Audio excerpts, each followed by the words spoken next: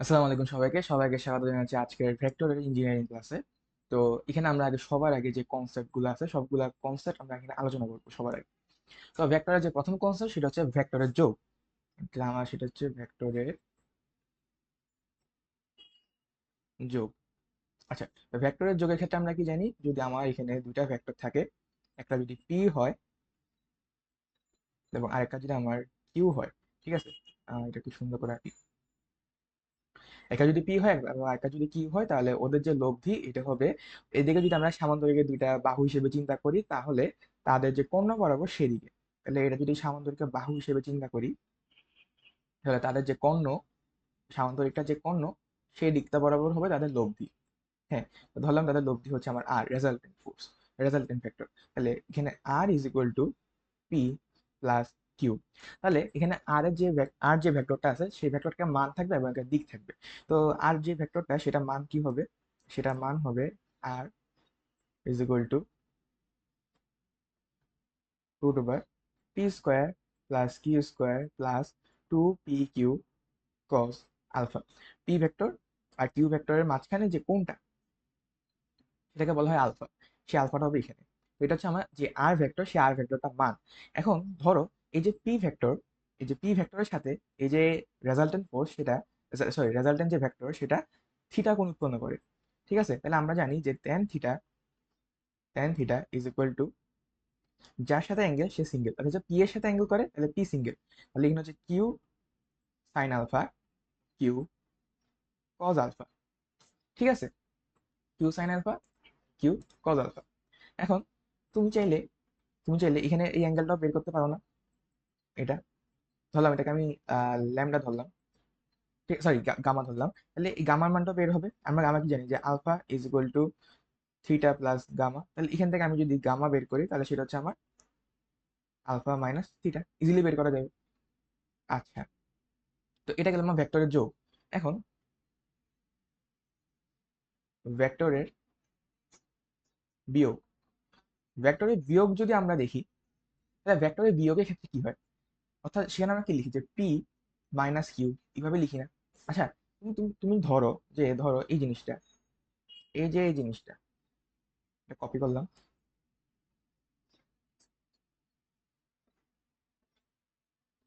আচ্ছা দেখো, এই যে কিউ ভেক্টর, ঠিক আছে, এই কিউ ভেক্টর যদি এদিকে হয়, তাহলে মাইনাস কিউ ভেক্টরটা কি হবে, ঠিক এর উল্টা দিকে হবে না?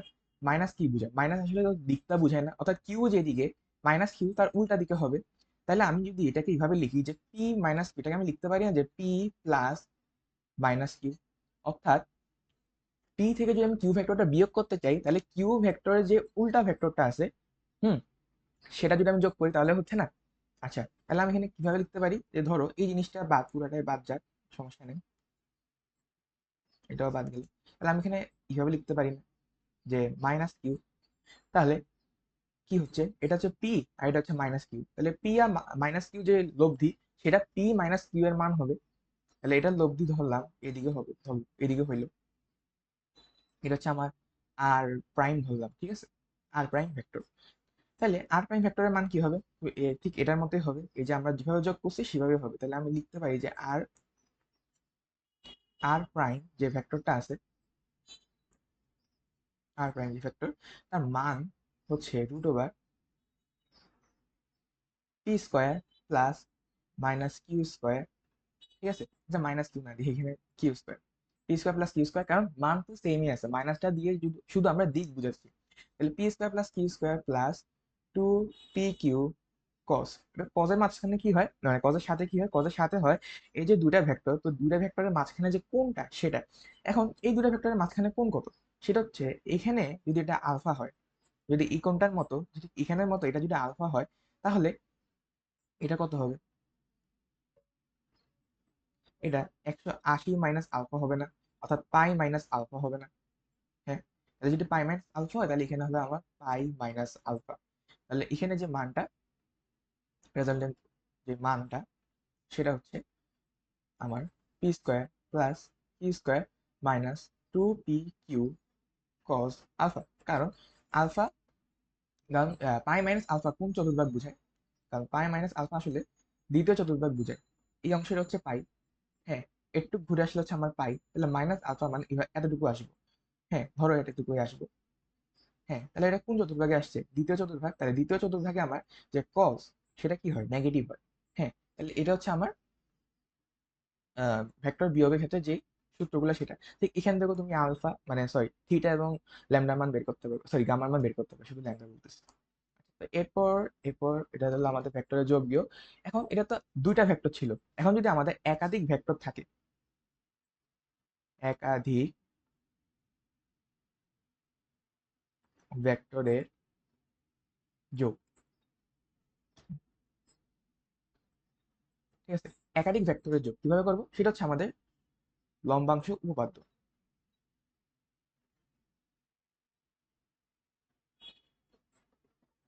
সেটা হচ্ছে আমার লম্বাংশ উপপাদ্য। লম্বাংশ উপপাদ্য কিভাবে করবো সেটাও বলতেছি। ধরো উম, ধরো এটা হচ্ছে আমার এক্স এক্সিস, এটা হচ্ছে আমার ওয়াই এক্সিস। ধরো তাহলে আমার যে প্রথম ভেক্টর সেটা হচ্ছে পি, এটা থিটা ওয়ান কোণ উৎপন্ন করলো। এরপরের ভেক্টর সেটা হচ্ছে কিউ, সেটা থিটা টু কোণ উৎপন্ন করলো। এই যে পরের ভেক্টর সেটা হচ্ছে আমার এস, এটা হচ্ছে থিটা থ্রি কোণ উৎপন্ন করলো। এবং তাদের যে রেজাল্টেন্ট, হ্যাঁ তাদের যে রেজাল্টেন্ট ভেক্টর সেটা ধরলাম আর, এবং এটা থিটা কোণ উৎপন্ন করলো। তাহলে আমরা উপাংশ যে জিনিসটা এটা শিখছিলাম। হ্যাঁ, তাহলে স্বাভাবিকভাবে দেখো এক্স এক্সিস বরাবর, এক্স এক্সিস বরাবর আমাদের যে ভেক্টরগুলো আছে, ভেক্টরগুলো উপাংশ আছে, অর্থাৎ এই যে পি ভেক্টর, পি ভেক্টরের উপাংশ এস এক্স বরাবর আছে, কিউ ভেক্টরের একটা উপাংশ এক্স বরাবর আছে, এস ভেক্টরের একটা উপাংশ এস বরাবর আছে। এই তিনোটা উপাংশের, এই তিনোটা উপাংশের যে সামেশন সেটা হবে আর ভেক্টরের যে উপাংশটা আছে তার সমান। ঠিক আছে, এটা যদি আমি লিখে বুঝাই তাহলে সেটা হচ্ছে দেখো আর ভেক্টরের এক্স অক্ষ বরাবর যে উপাংশ সেটা কি? আর কস থিটা। তাহলে এই যে আর কস থিটা সেটা হবে তিন বাকি সবগুলা ভেক্টরের এক্স অক্ষ বরাবর উপাংশের যোগফলের সমান। অর্থাৎ পি এর যে এক্স অক্ষ বরাবর উপাংশ সেটা হচ্ছে পি কস থিটা ওয়ান, সেটার সাথে কিউ এর যে এক্স অক্ষ বরাবর উপাংশ সেটা হচ্ছে কিউ কস থিটা টু। এরপর হচ্ছে এস এর যে এক্স অক্ষ বরাবর উপাংশ সেটা হচ্ছে এস কস থিটা থ্রি। হ্যাঁ, তিনোটা এখানে যেহেতু আমরা তিনটা নিছি তাহলে তিনোটার যেই উপাংশের সমষ্টি সেটা হবে আর এর এক্স অক্ষ বরাবর উপাংশের সমষ্টি। এটা হচ্ছে আমার এক নম্বর সমীকরণ। ঠিক একইভাবে ওয়াই বরাবর মানে ওয়াই অক্ষ বরাবর, হ্যাঁ উলম্ব উপাংশ যেগুলা আর এর যে উলম্ব উপাংশটা আছে সেটা হবে আমাদের যে সবগুলা ভেক্টর উলম্ব উপাংশের যোগফলের সমান। হ্যাঁ, এখন এখানে তুমি যদি এই লাইনটা লিখতে পারো, এই জাস্ট এই লাইনটা যদি লিখতে পারো তাহলে তোমাকে ওয়াই এক্স মানে ওয়াই এক্সিস বরাবর যে ইকুয়েশন এটা লিখতে কোনো কষ্ট হবে না। জাস্ট কজের জায়গায় তুমি সাইন দিবা। তাহলে হচ্ছে R sine theta is equal to P sine theta one plus Q sine theta two plus S sine theta three. এটা হচ্ছে আমার দ্বিতীয় ইকুয়েশন। এখন দেখো তুমি যদি এক নাম্বার ইকুয়েশনকে স্কোয়ার করো, দুই নাম্বার ইকুয়েশনকে স্কোয়ার করো, আর যদি যোগ করো তাহলে কি হবে? এখানে তুমি ধরো এটা একটা ভ্যালু আসবে, এটা একটা ভ্যালু আসবে, এটা একটা ভ্যালু আসবে, ঠিক আছে।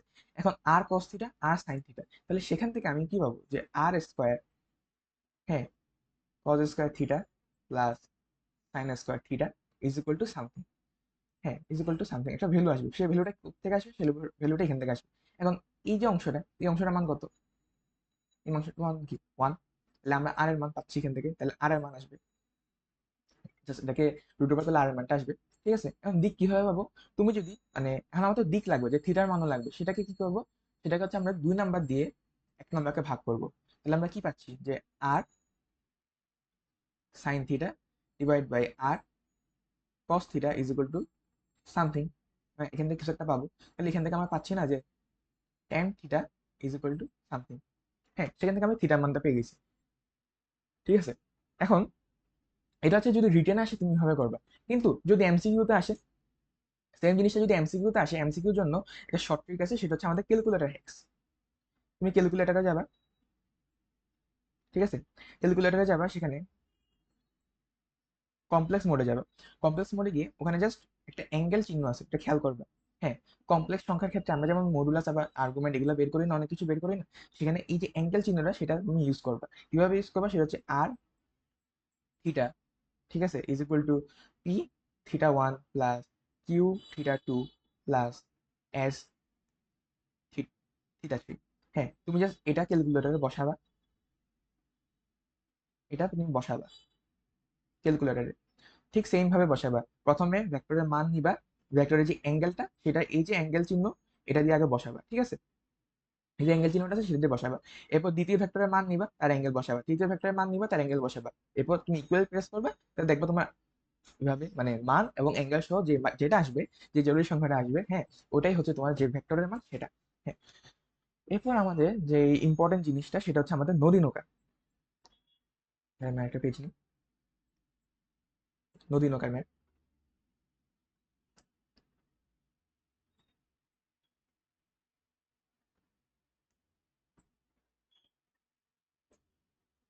আমাদের নদী নৌকা, তো নদী নৌকার ক্ষেত্রে তো প্রথম হচ্ছে আমাদের যদি আমরা সূক্ষ্মকোণে নদী পার করি, সূক্ষ্মকোণে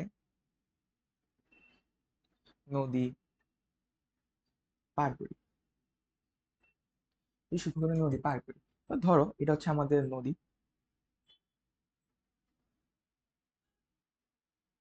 ঠিক আছে, আমাদের যে স্রোত, হ্যাঁ, স্রোতের বেগকে আমরা এখানে ইউ দ্বারা প্রকাশ করবো। ধরো এখানে আমি লিখে রাখি যে আমাদের স্রোত হচ্ছে ইউ, এবং নৌকার যে বেগ, নৌকার যে বেগ সেটা হচ্ছে আমার ভি, ঠিক আছে। এখন স্রোত যদি ইউ হয় তো ধরলাম যে স্রোতের বেগটা সেটা হচ্ছে এ বরাবর, পার বরাবর, এবং যেহেতু আমি বলছি যে সূক্ষ্মকোণে আমি নদী পার করতেছি, তাহলে আমার যে নৌকার বেগ সেটা হচ্ছে এখানে বি, যেহেতু 90 ডিগ্রি থেকে ছোট, এটা যদি 90 ডিগ্রি হয় সেখান থেকে ছোট, ঠিক আছে। এখন আমরা নদী যে পার করতেছি, হ্যাঁ, নদী পার করতেছি, এখন আমাদের একটা রেজাল্টিং ভেলোসিটি থাকবে না, হ্যাঁ, অর্থাৎ তোমার যদি এখানে স্রোতের বেগ থাকে, এদিকে যদি নৌকার বেগ থাকে, তাহলে তার রেজাল্টিং ভেলোসিটিটা এদিক বরাবর হবে না, তাদের মাঝ বরাবর হবে। তাহলে ধরলাম যে তাদের যে রেজাল্টেন্ট বেগ সেটা হচ্ছে ডাব্লিউ, অর্থাৎ নৌকা এবং স্রোত এই দুইটার যে কি জানি বলে, বাংলা ভুলে গেছি, সরি, বুঝতেছো তো, যে মিলিত বেগ, হ্যাঁ, সেই মিলিত বেগ সেটা হচ্ছে তোমার ডাব্লিউ। এখন তোমার ধরো, এখন আরেকটা কালি দিয়ে দেখাই, এটা হচ্ছে তোমার নদীর যে লেন্থ সেটা ডি, ঠিক আছে। আচ্ছা, তো এখানে ডি, ডি হচ্ছে কি তোমার যে ডিস্টেন্স, অর্থাৎ এক পার থেকে আরেক পারের যে দূরত্ব সেটা হচ্ছে তোমার ডি। আর তোমার এদিকে তুমি পার বরাবর যতটুকু দূরত্ব অতিক্রম করবা, যদি ধরো আমি, ধরো এখানে তুমি এই যে রেজাল্টেন্ট ভেলোসিটি নিয়ে গেছো, তাহলে তুমি ধরো তুমি এখানে পৌঁছাইলা, তাহলে এখানে পৌঁছানোর পর তোমার একটা মানে পার বরাবর দূরত্ব অতিক্রম হবে না, সেই দূরত্বটা আমি ধরলাম, সেই দূরত্বটা ধরলাম আমি এক্স, ঠিক আছে, একটু তো বুঝছো। তাহলে এখন তোমাকে বলা হইলো তুমি সময় বের করার, বা এখানে যে তুমি নদীটা পার করছো সেটা সময় বের করতে হবে। এখন সবসময় একটা জিনিস মনে রাখবা যে সময় হইল তুমি যে বরাবর দূরত্ব অতিক্রম করছো, হ্যাঁ, সে বরাবর বেগ দ্বারা ভাগ করতে হবে, ঠিক আছে। এখন তুমি যদি ধরো এখানে যে আমি লিখি এক্সাম্পল গুলা লিখি, ধরো ধরো তুমি এই যে একবার সোজাসুজি পার করছো, প্রাপ্ত করো না, তুমি সূক্ষ্মকোণে নদী পার হয়েছো। এখন আমি যদি সোজাসুজি এ বরাবর ডি বরাবর ধরি, যে ডিস্টেন্সটা যদি ডি হয়, তাহলে ডি বরাবর আমার ব্যাগ কি কি আছে বলতে পারবা? হ্যাঁ, আমি যদি সূক্ষ্মকোণটা চিন্তা করি সেটা হচ্ছে আমার আলফা, ঠিক আছে। এখন এই যে এ বরাবর যদি ওয়াই চিন্তা করি, এটাকে আমি ওয়াই এক্সিস চিন্তা করি, তাহলে ওয়াই এক্সিস বরাবর আমার দূরত্ব মানে ব্যাগ কোনটা কোনটা আছে, শুধু ভি এর একটা উপাংশ আছে না, ভি এর যে উলম্ব উপাংশ ভি সাইন থিটা সেটা, তাহলে এখানে যে সময়টা হবে সেটা হচ্ছে v divided by sorry d divided by V sine alpha, অর্থাৎ তার যে মধ্যবর্তী দূরত্ব বরাবর যেই ব্যাগটা আছে, এই যে ডি বরাবর যে ব্যাগগুলো আছে, ইউ এর কোনো উপাংশ আছে নাই, ভি এর উপাংশ আছে আছে, তাহলে সেই ভি এর উপাংশটা হবে, ঠিক আছে।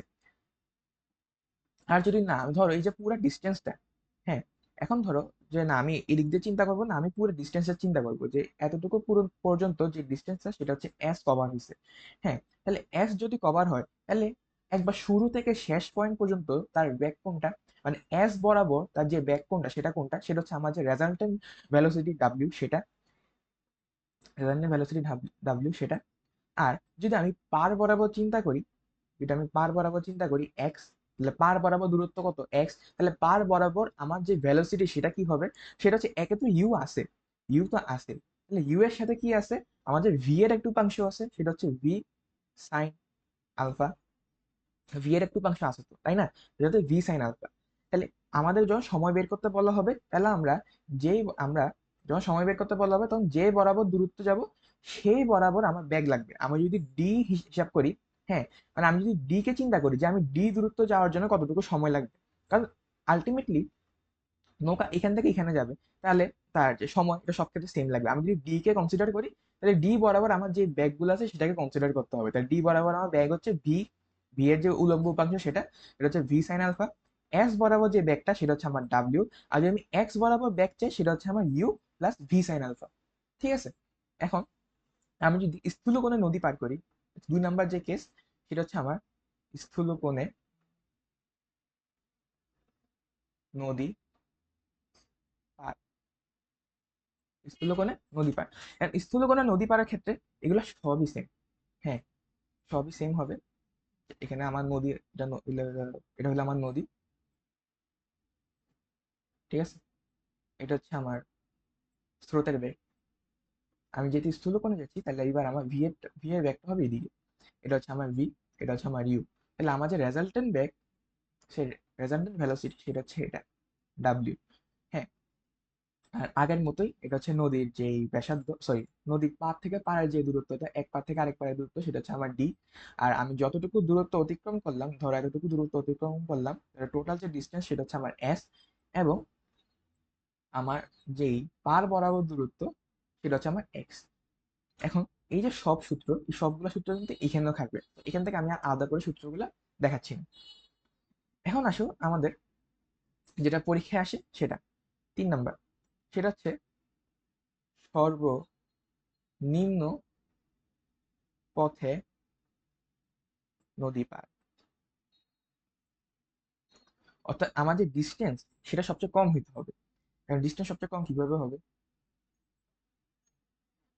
এটা হলো আমার নদী, ঠিক আছে, এন্ড ডিস্টেন্স সবচেয়ে কম হতে হবে। আচ্ছা তুমি বলো তো, এই যে এক পা থেকে আরেক পারে সবচেয়ে শর্টেস্ট ডিস্টেন্স কোনটা, সেটা হচ্ছে তাদের লম্ব বরাবর যে দৈর্ঘ্য সেটা, অর্থাৎ তাদের এক পা থেকে আরেক পারের দৈর্ঘ্য, এটা ডি, এটাই তাদের শর্টেস্ট ডিস্টেন্স, আমাকে এই শর্টেস্ট ডিস্টেন্সটাই যাইতে হবে। এখন নদীর যে মানে স্রোতের যে ব্যাগ সেটা তো এদিক বরাবর যাবে, পার বরাবর যাবে, সেটা হচ্ছে ইউ। তাহলে আমাকে যদি এনি হাও, হ্যাঁ, আমাকে যদি এনি হাও এই যে আমার যে রেজাল্টেন্ট ভেলোসিটি ডাব্লিউ, আমার রেজাল্টেন্ট ভেলোসিটি ডাব্লিউ, ওকে যদি ডি বরাবর রাখতে হয়, ডি বরাবর যদি রাখতে হয়, তাহলে আমার নৌকার ব্যাগটা এদিক বরাবর হইতে হবে না, মানে এদিকে কোথাও তো হইতে হবে, না হলে তো এটা ডি বরাবর আসা সম্ভব না। আমি যদি এদিক দিয়ে ভি আঁকি তাহলে তাদের রেজাল্টেন্ট ভেলোসিটি এদিক দিয়ে চলে যাবে, হ্যাঁ, তাহলে তো সেটা হবে না। তাহলে ভি বরাবর এদিক হবে, তাহলে তাদের ভি আর ইউ এর মাঝখানে কোণ যদি আলফা হয়, তাহলে আমি তোমাদের একটু আগে সূত্র শিখেছিলাম যে, আচ্ছা দেখো একটু আগে সূত্রটা না বলি, এখন তুমি দেখো একটু আগে যে আমরা উম, ইয়ে শিখছিলাম একটা, হয়ে গেল, হ্যাঁ, আমরা যে একাধিক ভেক্টরের যোগ শিখছিলাম, সেখানে আমরা কি বলছিলাম যে এক্স অক্ষ বরাবর যে উপাংশগুলো আছে সেটা হচ্ছে রেজাল্টেন্ট ভেলোসিটি, যে এক্স অক্ষ বরাবর উপাংশ সেটা হচ্ছে সবগুলা ভেক্টরের এক্স অক্ষ বরাবর উপাংশের সমষ্টি সমান, ঠিক আছে। এখন এখানে যদি আমি এক্স অক্ষ বরাবর মানে এই দিক বরাবর যতগুলো উপাংশ আছে আমি যদি নিই, তাহলে দেখো ইউ এর উপাংশ কি কি আছে, শুধু ইউ, পুরা ইউ কিন্তু এক্স অক্ষ বরাবর আছে। আর ভি এর যে উপাংশ সেটা হচ্ছে v cos alpha, v cos alpha is equal to ডাব্লিউ, ধরো ডাব্লিউ যেই, আচ্ছা ডাব্লিউ তো যে কোনটা আমরা দেখতেছি চোখে যে আমরা 90 ডিগ্রি বরাবর যাচ্ছি, সেটা হচ্ছে ডাব্লিউ কস 90। হ্যাঁ, তাহলে এখন আমাকে বলো যে ডাব্লিউ কস 90 এর মান কত, সেটা হচ্ছে 0।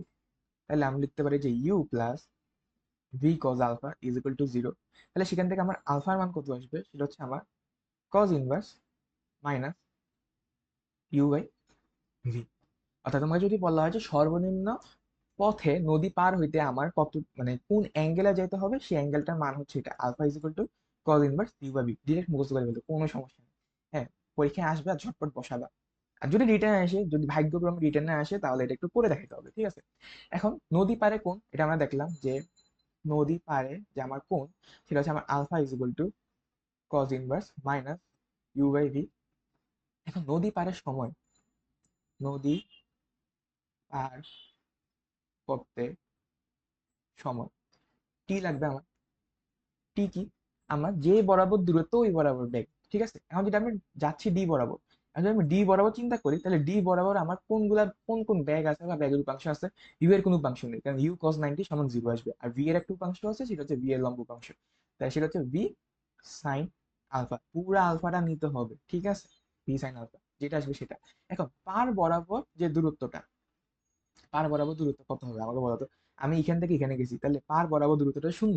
মানে আমরা আগে দেখতাম না যে এক্স, মানে এটা এক্স লিখতাম, যেটা হচ্ছে পার বরাবর দূরত্ব। এখানে পার বরাবর কোনো দূরত্ব নেই, সেটা কি শূন্য। তাহলে আমি এটাও লিখে দিই যে পার বরাবর দূরত্ব, সেটা এক্স ইজ ইকুয়াল টু কি, জিরো। এটা হচ্ছে আমার 3 নাম্বার পয়েন্ট। 4 নাম্বার পয়েন্টে হচ্ছে আমাদের যে লব্ধি বেগ, লব্ধি বেগ ডাব্লিউ, সেই ডাব্লিউটা কি হবে? আচ্ছা দেখো, আমরা এখানে ভেক্টর শিফটিং করতে পারি না? ভেক্টর শিফটিং কেমনে করে? সেটা হচ্ছে আমরা এই যে ইউটা এদিকে আছে, হ্যাঁ, এই ইউটাকে আমরা এদিকেও চিন্তা করতে পারি, যে এদিকে ইউ, আর এই ভিটাকে আমরা একটু বাড়াই নিতে পারি। হ্যাঁ, কোনো সমস্যা নেই। তাহলে এটা পিথাগোরাস হচ্ছে। তাহলে পিথাগোরাসের সূত্র অনুযায়ী আমরা কি লিখতে পারি, যে ডাব্লিউ is equal to root over v square minus you square. কারণ এখানে অধিভুজ হচ্ছে ভি, আর বাকি দুটো হচ্ছে আমার বাহু, তাহলে ইউ আর ভি, ইউ আর ডাব্লিউ। তাহলে V, W is equal to V square minus you square into by V square V square. এখন পথের দৈর্ঘ্য, পথের দৈর্ঘ্য কি? সেটা হচ্ছে কতটুকু পথ তুমি পাড়ি দিছো, তাহলে পথের দৈর্ঘ্য সেটা হচ্ছে আমার ডি, কারণ আমি ডি পরিমাণ জায়গায় এখান থেকে তোমার, মানে কি জানি বলে, ডি পরিমাণ দূরত্ব আমি এখানে শিফট করছি, ঠিক আছে? এটা হচ্ছে আমার পথের দৈর্ঘ্য। এখন তোমাকে বলা হলো যে সর্বনিম্ন দূরত্বটা গেল, এবার সর্বনিম্ন সময় নদী পার করতে হবে। 4 নাম্বার, সেটা হচ্ছে সর্বনিম্ন সময়ে নদী পার, সর্বনিম্ন সময় নদী পার। এবার সর্বনিম্ন সময়ে নদী পার করতে গেলে আমার কি করতে হবে? দেখো আমি একটা জিনিস লিখি, সেটা হচ্ছে আমরা আম, ধরো এই যে টি হয়ে গেল, এই যে টি, এটাকে যদি আমি এখানে আমরা জানতাম T is equal to V, D by V sine alpha. এখন T is equal to D divided by V sine alpha, এটা হচ্ছে সব ক্ষেত্রে কাজ করে, ঠিক আছে? এখন তুমি আমাকে বলো যে এই যে টি, এটার মানটা কম কখন হবে? অর্থাৎ এটার মানটা কম হবে যখন আমি এই যে হরের মধ্যে যে জিনিসটা আছে সেটার মানটা আমি বাড়াইতে পারবো। হ্যাঁ, এখন এখানে ভি তো ফিক্সড, ভি ফিক্সড, তাহলে আমি বাড়াতে পারবো কিসের মান? সাইন আলফার মান। সাইন আলফার মান -1 থেকে শুরু করে 1 পর্যন্ত হয়, এবং এটা হচ্ছে তার সর্বোচ্চ মান। তো সর্বোচ্চ মানের জন্য আমার কি করতে হবে? আমার যে আলফার মান সেটাকে 90 ডিগ্রি হইতে হবে, ঠিক আছে? আলফার মান যদি 90 ডিগ্রি হয়, তাহলে আমি বুঝতেছি আমাকে যে নদী পার করার জন্য ঠিক 90 ডিগ্রি যাইতে হবে। তাহলে কিভাবে এটা একটু একে বুঝাই। এটা হচ্ছে আমার নদী, এটা হচ্ছে আমাদের স্রোতের বেগ, এটা হচ্ছে আমাদের স্রোতের বেগ। আর সরি,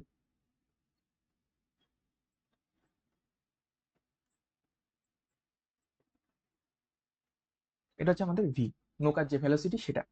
এখন তোমার যে রেজাল্টেন্ট ফোর্স, সরি রেজাল্টেন্ট, শুধু ফোর্স বলতেছি, রেজাল্টেন্ট যে ভেলোসিটি সেটা হবে এদিক বরাবর, ধরলাম ডাব্লিউ, ঠিক আছে? আর তোমার যে টোটাল অতিক্রান্ত দূরত্ব সেটাকে আমি এস ধরলাম, টোটাল অতিক্রান্ত দূরত্ব। এখন তুমি এখানে 90 ডিগ্রি হিসেবে রওনা দিছো, তাহলে কেন 90 ডিগ্রি হবে এটা আমি বলে আসছি। সাইন 90 মান ওয়ান, ওয়ান হচ্ছে সর্বোচ্চ মান। এখন এই বরাবর আমরা যে আগের পাঁচটা, আমাদের যে আগের 5টা পয়েন্ট ছিল, সেই 5টা পয়েন্ট আমরা আবার লিখবো। তাহলে হচ্ছে যে নদী পার করতে কতটুকু, তাহলে পার করার জন্য কোণ, আর নদী পার করার জন্য কোণ কত? আমরা যে আগে বুঝতে alpha is equal to 90 degree, আমাদের প্রথম পয়েন্ট গেল। এখন পার করতে সময়, সময় কত?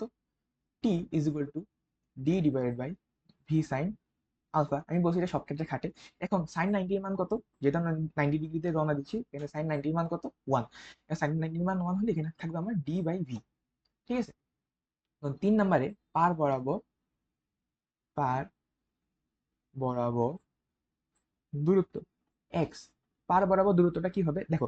আগে কিন্তু পার বরাবর কোনো দূরত্ব ছিল না, আমরা এই পয়েন্ট থেকে শুরু করছি, এই পয়েন্টের ঠিক সামনে যে পয়েন্ট আছে সেখানে আমরা পৌঁছে গেছিলাম, এটা হচ্ছে সর্বনিম্ন পথ। কিন্তু এখানে কিন্তু একটা পার বরাবর দূরত্ব আছে এক্স, এই এক্সটা আমাকে বের করতে হবে। কিভাবে বের হবে?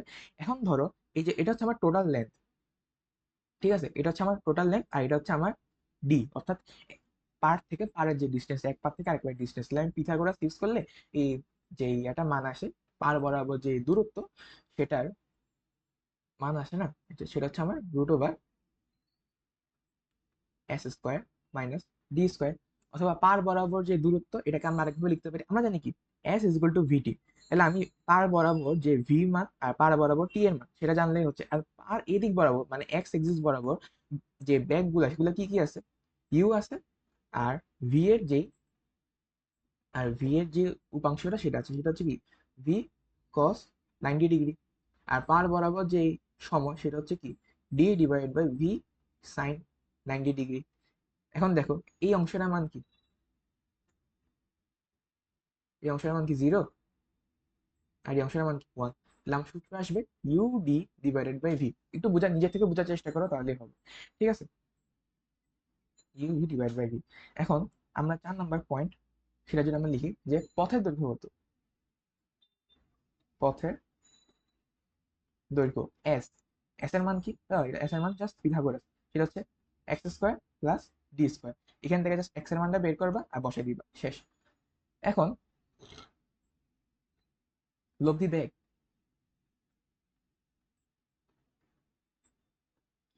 ডাব্লিউ। ডাব্লিউ এর মান কি? সেটা হচ্ছে আরো ইজি, ইউ² প্লাস ভি²। আমি যদি কোণটা চিন্তা করি যে লব্ধি কত কোণে যাবে, তাহলে সেটা হচ্ছে আমার theta is equal to tan inverse u by v. Sorry, এখানে আমি ভুল লিখছি। আচ্ছা না, এটা যদি আমি থিটা চিন্তা করি এদিকে, এটা যদি আমি থিটা চিন্তা করি তাহলে এদিক বরাবর আমার ভি হবে tan inverse v by u. ঠিক আছে, এটা হচ্ছে আমার লব্ধি।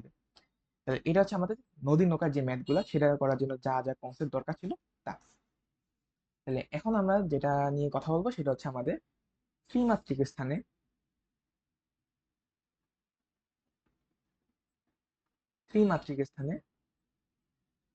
ভেক্টর প্রকাশ। ত্রিমাত্রিক স্থানে ভেক্টর প্রকাশ আমরা সাধারণত একটা ভেক্টরকে কিভাবে প্রকাশ করে থাকি সেটা হচ্ছে এক্স অক্ষ বরাবর অংশ, ওয়াই অক্ষ বরাবর অংশ প্লাস জেড অক্ষ বরাবর অংশ। তাহলে X I K plus Y J K plus Z K কে, ধরো এটা। এখন আমি এটাকে আমাদের যে স্থানাঙ্ক আছে সেখানে যদি আমি বসাই, মানে এক্স ওয়াই জেড ক্ষেত্রে যদি আমি বসাই, এটা হচ্ছে এক্স, এটা হচ্ছে ওয়াই, এটা হচ্ছে আমার জেড। এখন দেখো, প্রথমে আমি এক্স অক্ষ বরাবর কিছু একটা অংশ আসবো, সেটা হচ্ছে আমার এক্স অক্ষ মানে এক্স পরিমাণ দূরত্ব, কারণ এক্স অক্ষ বরাবর এত। ওয়াই অক্ষ বরাবর আসলাম, সেটা হচ্ছে ওয়াই অক্ষ বরাবর এত। ঠিক আছে, এবার জেড অক্ষ বরাবর আর যাই যেতে হবে, সেটা হচ্ছে জেড অক্ষ বরাবর এত। তাহলে এখানে হবে আমার, তাহলে এতটুকু হইলো আমার যেই ভেক্টরটা সেটা। হ্যাঁ, আমার যদি আমি এটাকে সুইসাই করে দিই তাহলে এটা হচ্ছে আমাদের এ ভেক্টর। এখন দেখো, তোমাকে যদি বলা হয় যে এক্স ওয়াই তলের সাথে এই ভেক্টরটা কত কোণ উৎপন্ন করে। হ্যাঁ, এক্স ওয়াই তলের সাথে, যে এটা হচ্ছে আমার এক্স ওয়াই তল, এই এক্স ওয়াই তলের সাথে এই ভেক্টরটা কতটুকু কোণ উৎপন্ন করে সেটা আমাকে বের করতে হবে। এখন দেখো, এটা যদি এক্স পরিমাণ, এটা যদি ওয়াই পরিমাণ, এটা যদি জেড পরিমাণ আমরা ট্রাভেল করি, তাহলে এতটুকু দূরত্বটা কত? এতটুকু দূরত্বটা এক্স আর ওয়াই পিথাগোরাস করলে সেটা আসে আমার √x² প্লাস y²। তাহলে এটাকে যদি আমরা একটা আলাদাভাবে তুলে আনি, হ্যাঁ, তাহলে ধরো এটা হচ্ছে আমার √x² প্লাস y²। ঠিক আছে, আর এটা হচ্ছে আমার জেড। তাহলে আমাকে এই অ্যাঙ্গেলটা বের করতে হবে θ1, মানে এক্স এটা হচ্ছে আমার θ1। অর্থাৎ এক্স ওয়াই তলের সাথে যতটুকু কোণ উৎপন্ন করে সেটা এখানে θ1 না, এই যে θ1টা, ঠিক এই জিনিসটাকে আমি এখানে তুলে আনছি আলাদাভাবে। তাহলে আমরা এখান থেকে কি লিখতে পারি যে tan θ1 is equal to z divided by root over x square plus y square। ঠিক আছে, তাহলে এখান থেকে আমার আসবে যে θ1 is equal to tan inverse z divided by x square plus Y square. তাহলে এক্স ওয়াই তলের সাথে যে কোণটা উৎপন্ন হবে সেটা হচ্ছে z divided by x square plus Y square.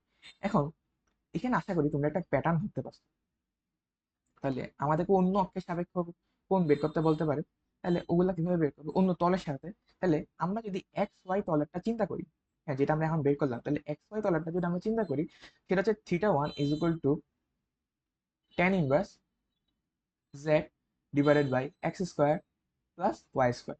হ্যাঁ, এখন যদি আমি ওয়াই জেড তলে সেটা চিন্তা করি সেটা হচ্ছে আমার θ2 is equal to tan inverse. এখন কিভাবে করবো এটা, এক্স আর ওয়াই তলের সাপেক্ষে যখন ছিলাম তখন নিচে এক্স ওয়াই ছিল, উপরে ছিল বাকিটা। তো ঠিক একইভাবে ওয়াই আর জেড তলের সাথে যখন চিন্তা করবো কোনটা, তখন হবে নিচে হবে Y square plus Z square, আর উপরে হবে যে বাকিটা, মানে ওয়াই আর জেড বাদে কি থাকে, এক্স থাকে সেটা। আর যদি আমি জেড এক্স তলের সাথে চিন্তা করি তাহলে সেটা হচ্ছে আমার θ3। ঠিক এটাও আমরা tan ইনভার্স, যেহেতু জেড এক্স বসে তাহলে নিচে হবে আমার Z square plus x square, উপরে হবে কি আমার ওয়াই। ঠিক আছে, আচ্ছা তাহলে এরপরে যে অংশটা, এরপরের অংশটা, এরপরে আমাদের যেটা সেটা হচ্ছে এটা তো তলের সাথে গেল। এখন যদি আমি বলি যে না তলের সাথে না, আমাদেরকে অক্ষের সাথে বের করতে হবে, অক্ষের সাথে কোণ, সেটা কিভাবে, ধরো ঠিক এই জিনিসটাকে আমরা আবার একটু নিয়ে আসি কপি করে।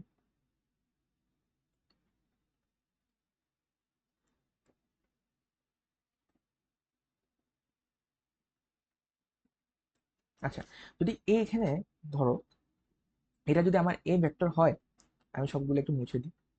আচ্ছা আমি আবার একটু নতুন করে আঁকি, সরি। ধরো এটা হচ্ছে আমার এ ভেক্টর। হ্যাঁ, এখন এ ভেক্টর এক্স অক্ষের সাথে একটা কোণ উৎপন্ন করে আছে না, এটা যদি আমার এক্স এক্স অক্ষ হয় তার সাথে একটা কোণ উৎপন্ন করে আছে না থিটা এক্স, আমাকে থিটা এক্সটা বের করতে হবে। হ্যাঁ, সিম্পল হিসাব কিভাবে বের করবো। এখন কথা হচ্ছে নেক্সট বের করার জন্য আমরা এক্স অক্ষ বরাবর একটা একক ভেক্টর নিতে পারি, সেটা হচ্ছে আমার জাস্ট আই। হ্যাঁ, ওয়ান আই, মানে ওয়ান তো লিখতে হবে না, একক ভেক্টরের মান কত, জাস্ট আই হয়। এখন আমি যদি তার সাথে ডট গুণফল করি সেখানে আমরা একটা কস থিটা পাবো না, তাহলে কস থিটা বের করতে পারবো না। হ্যাঁ, যেমন ধরো এ ডট এক্স, আমরা এ কে ডিফাইন করলাম যে এক্স আই, ধরো এদিকে আমরা এ আর এক্স এর মধ্যে যদি ডট গুণফল করি তাহলে A dot x is equal two এর মান এক্স এর মান কস থিটা, মানে এ আর এক্স এর মাঝখানে যে কোনটা। এখন আমরা এখানে এক্স লিখবো না, আমরা এখানে লিখলাম যে এ ডট আই, মানে একটা একক ভেক্টর, তার সাথে আমরা একক ভেক্টরের যে মান ওয়ান এবং তাদের মাঝখানে যে অ্যাঙ্গেলটা সেটা হচ্ছে থিটা এক্স। যেহেতু আই লিখছি তাহলে আই হচ্ছে এক্স অক্ষ বরাবর যে একক ভেক্টর সেটা, তাহলে তাদের মাঝখানে কোনটা কি থিটা এক্স। তাহলে সেখান থেকে আমরা কস কস থিটা এক্স এর মানটা বের করতে পারি। তাহলে আমাকে বলো যে এখানে যদি আমি ডট গুণফল করি কি হবে, এটা যদি সরি এখানে তো মানটা লিখতে ভুলে গেছি যে X I plus Y J plus Z K.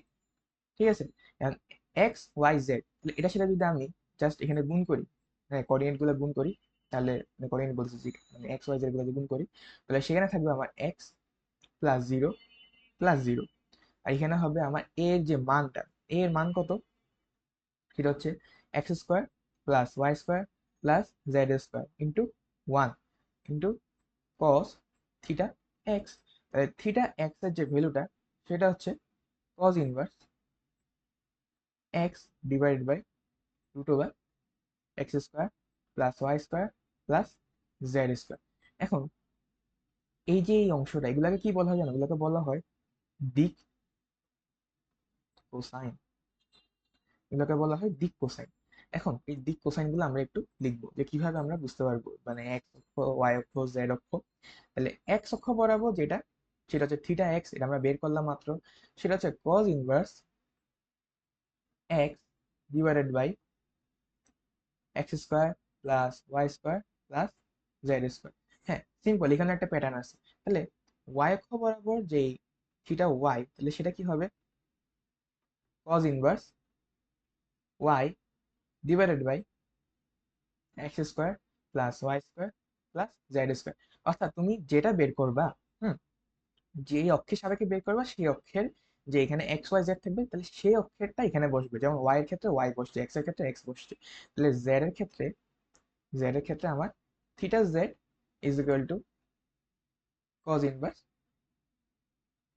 Z divided by x square plus Y square plus Z square. এখন এখান থেকে আমরা দিক কোসাইনের বর্গের সমষ্টি বের করব, অর্থাৎ যে দিক কোসাইন গুলো আছে সেগুলো বর্গের সমষ্টি আমাকে বের করতে হবে। হ্যাঁ, মানে এই যে cos cos cos alpha, cos beta বা কজ গামা বা cos theta x, cos theta y, cos theta z যা আছে এগুলো বের করতে হবে।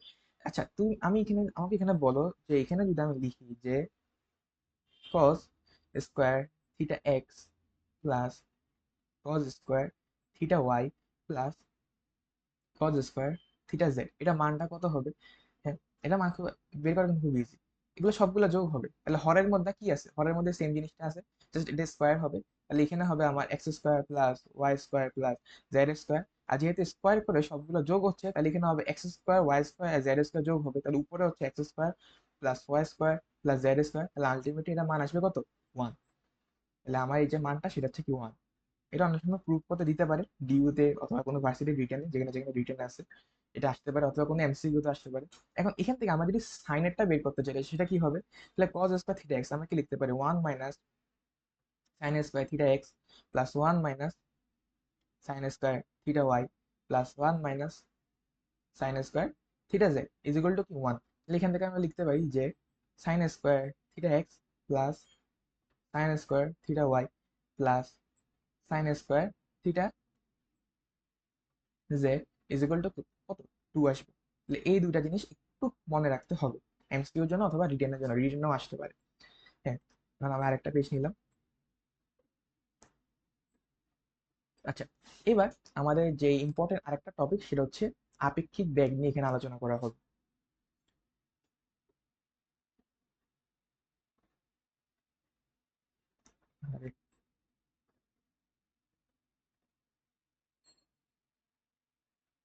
আপেক্ষিক বেগ অথবা রিলেটিভ ভেলোসিটি সেটা নিয়ে এখানে কথা বলবো। আচ্ছা, ধরো তোমাকে বলা হইলো যে এ এ একটা জিনিস আছে, সেটা বেগ হলো ভি এ, বি আরেকটা জিনিস আছে সেটা হচ্ছে ভিবি, অর্থাৎ তাদের দুজনের বেগ হচ্ছে ভিবি। এখন তোমাকে যদি বলা হলো যে ভি বি এ, সেটা মানে হলো এ এর সাপেক্ষে বি এর বেগ। ঠিক আছে, এ এর সাপেক্ষে বি এর বেগ, এ এর সাপেক্ষে বি এর বেগ। তাহলে সেটা হবে v b plus minus v a. অর্থাৎ যে যার সাপেক্ষে আমরা বেগ বের করব তাকে আমরা উল্টাই জাস্ট যোগ করব, অর্থাৎ বিয়োগ করব, সিম্পলি হিসেবে বিয়োগ করব। ঠিক আছে, এখন বিয়োগ করব। এখন এটা দিয়ে আমাদের কোন ধরনের ম্যাথ আসে? সেটা হচ্ছে আমরা ছাতা ধরার ম্যাথ আসে, এরপর গাড়ির কাঁচ ভিজা এগুলার ম্যাথ আসে। এখন দেখো ইজিলি আমরা যদি একটু বোঝার ট্রাই করি জিনিসটা, সেটা হচ্ছে বৃষ্টি আরোহী অথবা গাড়ি বা যে ম্যাথগুলো আছে সেটা। এখন ধরো আমার যে বৃষ্টি বৃষ্টি পড়তেছে সোজাসুজি ভাবে ভি আর। এখন তুমি যদি তুমি যদি ভি ধরো তুমি তো, তাহলে এটাকে আমি ভিসি ধরলাম, ভিসি একটা ব্যাগ দিলাম, তুমি ভিসি ব্যাগে যাচ্ছ। ঠিক আছে, তাহলে তুমি বলো তো ভি আর সি কত হবে? অর্থাৎ তোমার সাপেক্ষে বৃষ্টির বেগ সেটা হচ্ছে ভি আর মাইনাস ভিসি। ঠিক আছে, বিয়োগ করতে হবে আমাকে। এখন ভি আর মাইনাস ভিসি তাহলে কি হবে? V r plus minus VC. অর্থাৎ মাইনাস ভিসি মানে কি? আমাকে উল্টাইতে হবে জিনিসটা। এখানে হচ্ছে ভিসি আর এটা যে রেজাল্টেন্ট সেটা হচ্ছে এদিকে, এটা হচ্ছে ভি আর সি। তাহলে তুমি যখন এখানে হেঁটে যাচ্ছ তোমাকে ছাতা ধরতে হবে এদিকে, এটা যদি আমার ছাতা হয় এদিকে ছাতা ধরতে হবে। এটা উলম্বের সাথে আমার কোণ, সেই কোণটা আমাকে বের করতে হবে। ঠিক আছে, সে কোণটা বের করা ইজি, সেটা হচ্ছে আমার tan theta is equal two, যেহেতু ভিসি আছে ভেক্টরকে আমরা শিফট করতে পারি, এদিকে আমরা ভিসি ধরতে পারি, তাই সেটা tan theta is equal to V C divided by V R. ঠিক আছে, ইজি। এখন এখানে আরেকটা জিনিস হতে পারে যে বাতাস, আরোহী এবং বৃষ্টির বেগ তিনটা একসাথে থাকলে কি হবে। দেখো, আগে আমরা নর্মালি কি করি, এটা যদি আমার ভি আর হয়, ঠিক আছে, এটা যদি আমার ভি আর মানে মানে আমার বৃষ্টির যে ব্যাগটা সোজাসুজি পড়তেছে বৃষ্টি, এটা হইলো আমার ভিসি, মানে আমি আমি ছাতা নিয়ে হাঁটতেছি আমার ব্যাগ। এখন ধরলাম যে বাতাস উল্টা দিক থেকে প্রবাহিত হইতেছে, ধরলাম, ধরার জন্য ধরলাম, তাহলে এটা হইলো, ধরো গিয়ে আচ্ছা, বাতাসের বেগ আমি এদিকে ধরলাম, এটা হচ্ছে ভি এ। এখন আমাকে বৃষ্টির যে চূড়ান্ত বেগ সেটা বের করতে হবে। হুম, এখন আমি প্রথমে করি কি, যে আমার যে বাতাসের বেগ আমার সাপেক্ষে সেটা আগে বের করি। তাহলে ভি এ সি, এটা হচ্ছে ভি এ মাইনাস ভিসি, মানে আমার যে বেগটা বাতাসের সাপেক্ষে সেটা বের করি। এরপর যে ভি আর এ, অর্থাৎ বৃষ্টির যে চূড়ান্ত বেগ সেটা হচ্ছে ভি আর মাইনাস ভি এসি। ঠিক আছে, সরি, এটা মাইনাস না, এটা প্লাস হবে, যে টোটাল বেগটা। ঠিক আছে, তারপর এটা আমি একটু ক্লিয়ার করে বলতেছি তোমাদেরকে। আচ্ছা দেখো, তোমাদের আরেকটা জিনিস ইজিলি মানে বোঝার জন্য আরেকটা জিনিস বলার উচিত ছিল, সেটা হচ্ছে, দাঁড়াও এটা আমি পরে আসতেছি। আমাদের এখানে আমরা দেখছিলাম যদি আমরা আমাদের একটা ভেলোসিটি থাকে এবং যদি সোজাসুজি বৃষ্টি পড়ে। এখন ধরো যখন বাতাস থাকবে, হ্যাঁ, শুধু বাতাস আছে, তুমি স্টিল দাঁড়ায় আছো, তুমি স্টিল দাঁড়ায় আছো, আর বাতাস হচ্ছে, এটা হচ্ছে আমার ভি আর, আর বাতাস বয়ে যাচ্ছে এদিকে, এটা হচ্ছে আমার ভি এ।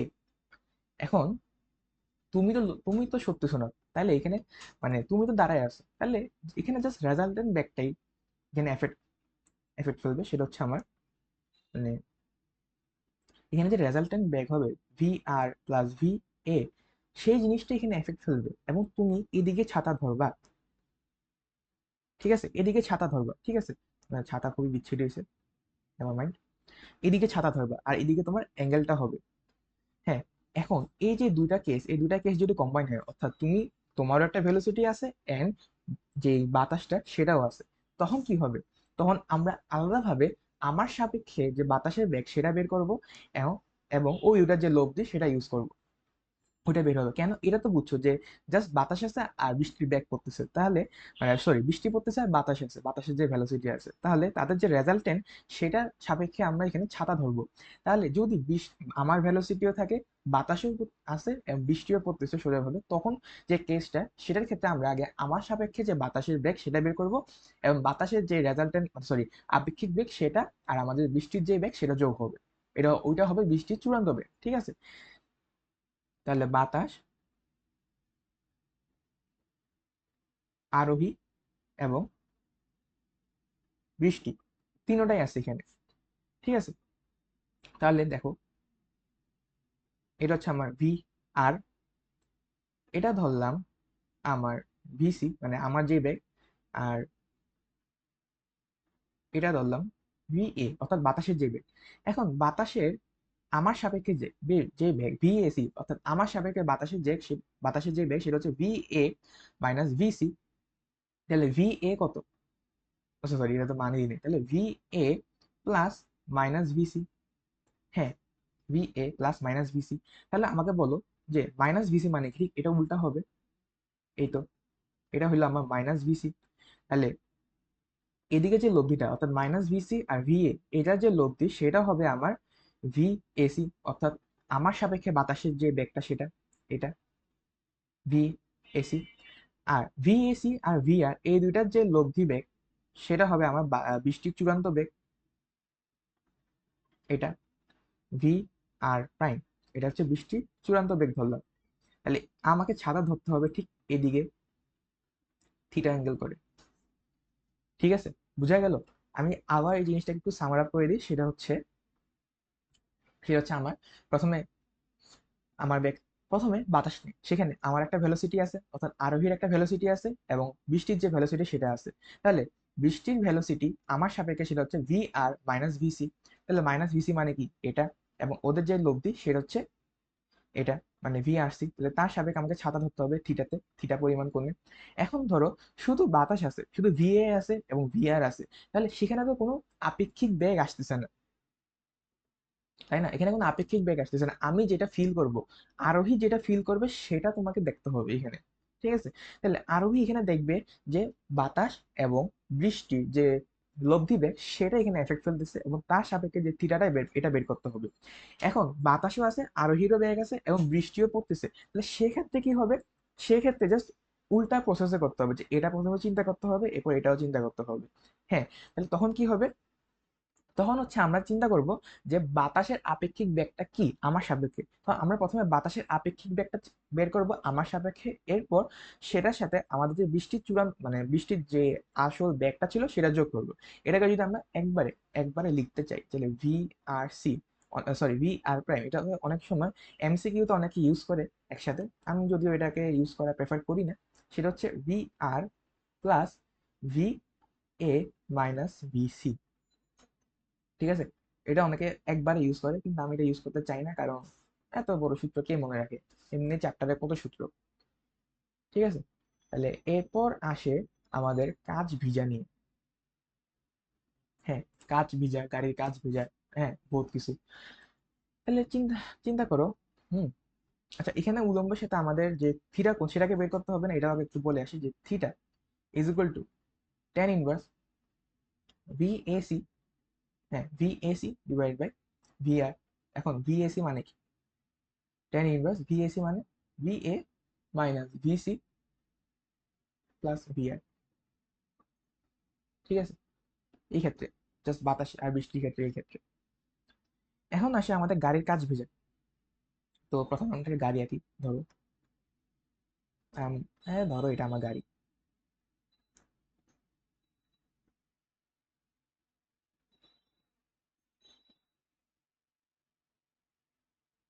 ধরো এটা আমার গাড়ি। ঠিক আছে? কত সুন্দর গাড়ি আঁকলাম। এখন এটা যদি আমার গাড়ি হয়, তাহলে গাড়ির একটা ভেলোসিটি থাকবে, সেটা ধরলাম এটা ভিসি। এটা হচ্ছে গাড়ির ভেলোসিটি। বৃষ্টি পড়তেছে। হ্যাঁ, বৃষ্টি পড়তেছে, সোজা হবে নিচের দিকে, সেটা হচ্ছে আমার ভিআর। এবং বাতাস, ধরো বাতাসটা গাড়ির উল্টা দিকে চলতেছে, ভি এয়ার, অর্থাৎ গাড়ি যেদিকে যাচ্ছে তার উল্টা দিকে হচ্ছে যে আমার বাতাস যাচ্ছে। এখন এখানে গাড়ির কাজ বিজার একটা যে ম্যাথগুলো সেটা আসতেছে, তাহলে আমরা এটাকে জাস্ট আগের মতো একটু আঁকার চেষ্টা করি। এটা হচ্ছে আমার ভিসি,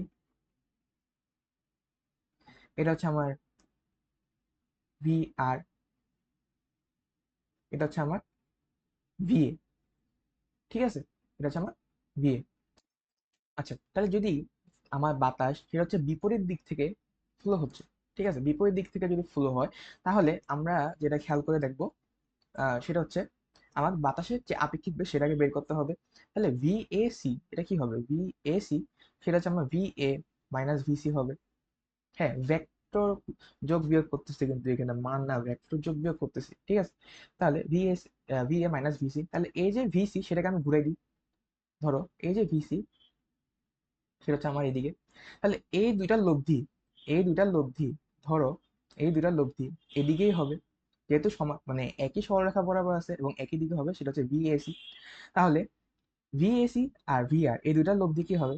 বাতাস আর বৃষ্টির বেগ, এই দুটার লব্ধি এদিকে হবে। তাহলে যদি এদিকে হয়, তাহলে বৃষ্টিটা মানে এভাবে পড়বে, অর্থাৎ সামনের কাজ ভিজবে, সামনের কাজ ভিজবে।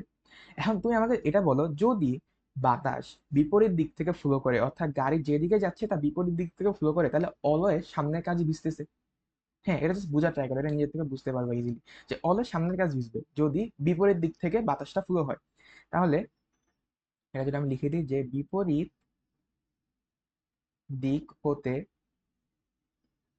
বাতাস ফ্লো হইলে অলওয়েজ সামনের কাজ ভিজবে, অলওয়েজ সামনের কাজ ভিজবে। ঠিক আছে? আর এখানে যে আমার থিটা বের করতে হবে, যে থিটা কত ডিগ্রি অ্যাঙ্গেলে ভিজবে, মানে এই যে থিটার মানটা বের করতে হবে, সেটা হচ্ছে ট্যান ইনভার্স, আমরা মানগুলা যোগ করতেছি জাস্ট, এখানে ভিসি প্লাস ভিএ হবে। হ্যাঁ, ভিসি আর ভিএ যে সমষ্টিটা সেটা তো ভিএসি। হ্যাঁ, ভেক্টরটা বাদ দাও, ভেক্টরটা জাস্ট বোঝার জন্য। হ্যাঁ, আসল যোগ তো সেটাই হচ্ছে না। তাহলে এখানে হবে ভি এ প্লাস ভিসি, আর নিচে হবে আমার ভি আর, এটা হচ্ছে আমার থিটার মান।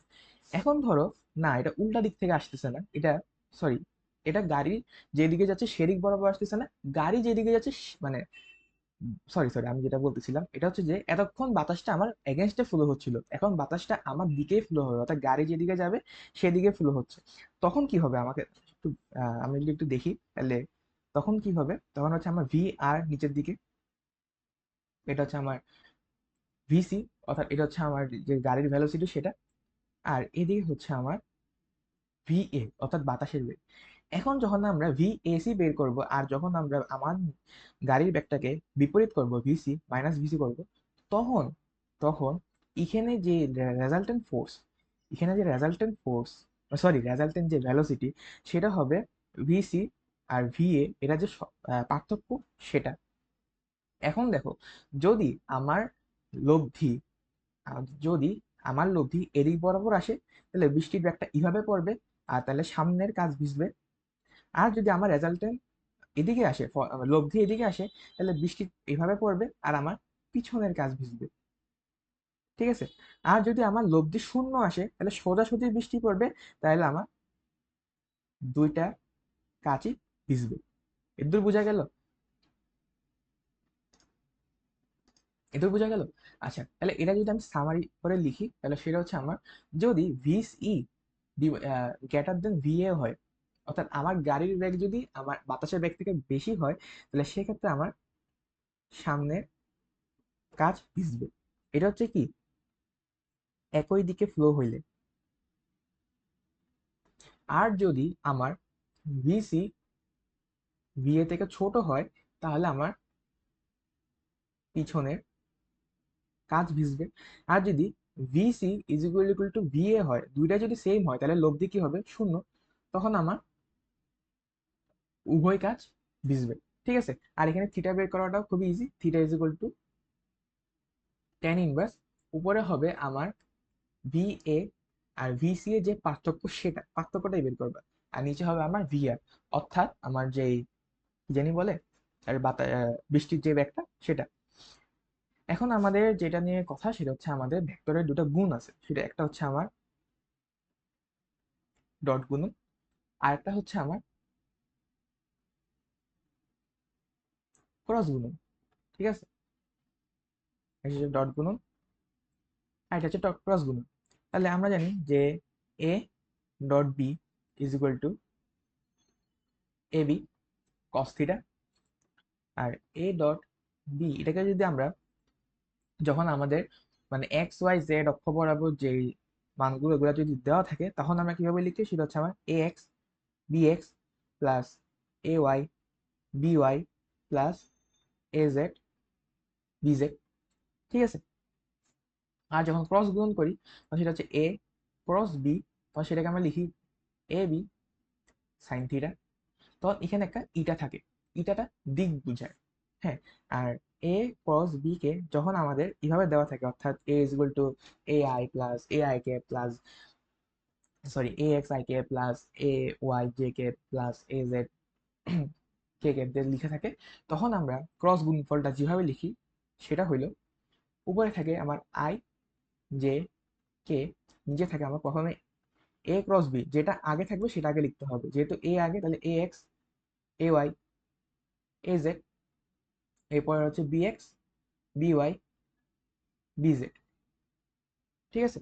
এই ম্যাট্রিক্সটা সলভ করলে যা আসবে তা হচ্ছে আমার ক্রস গুণ। এখন ক্রস গুণের দিকটা কোথায় সেটা হলো কথা।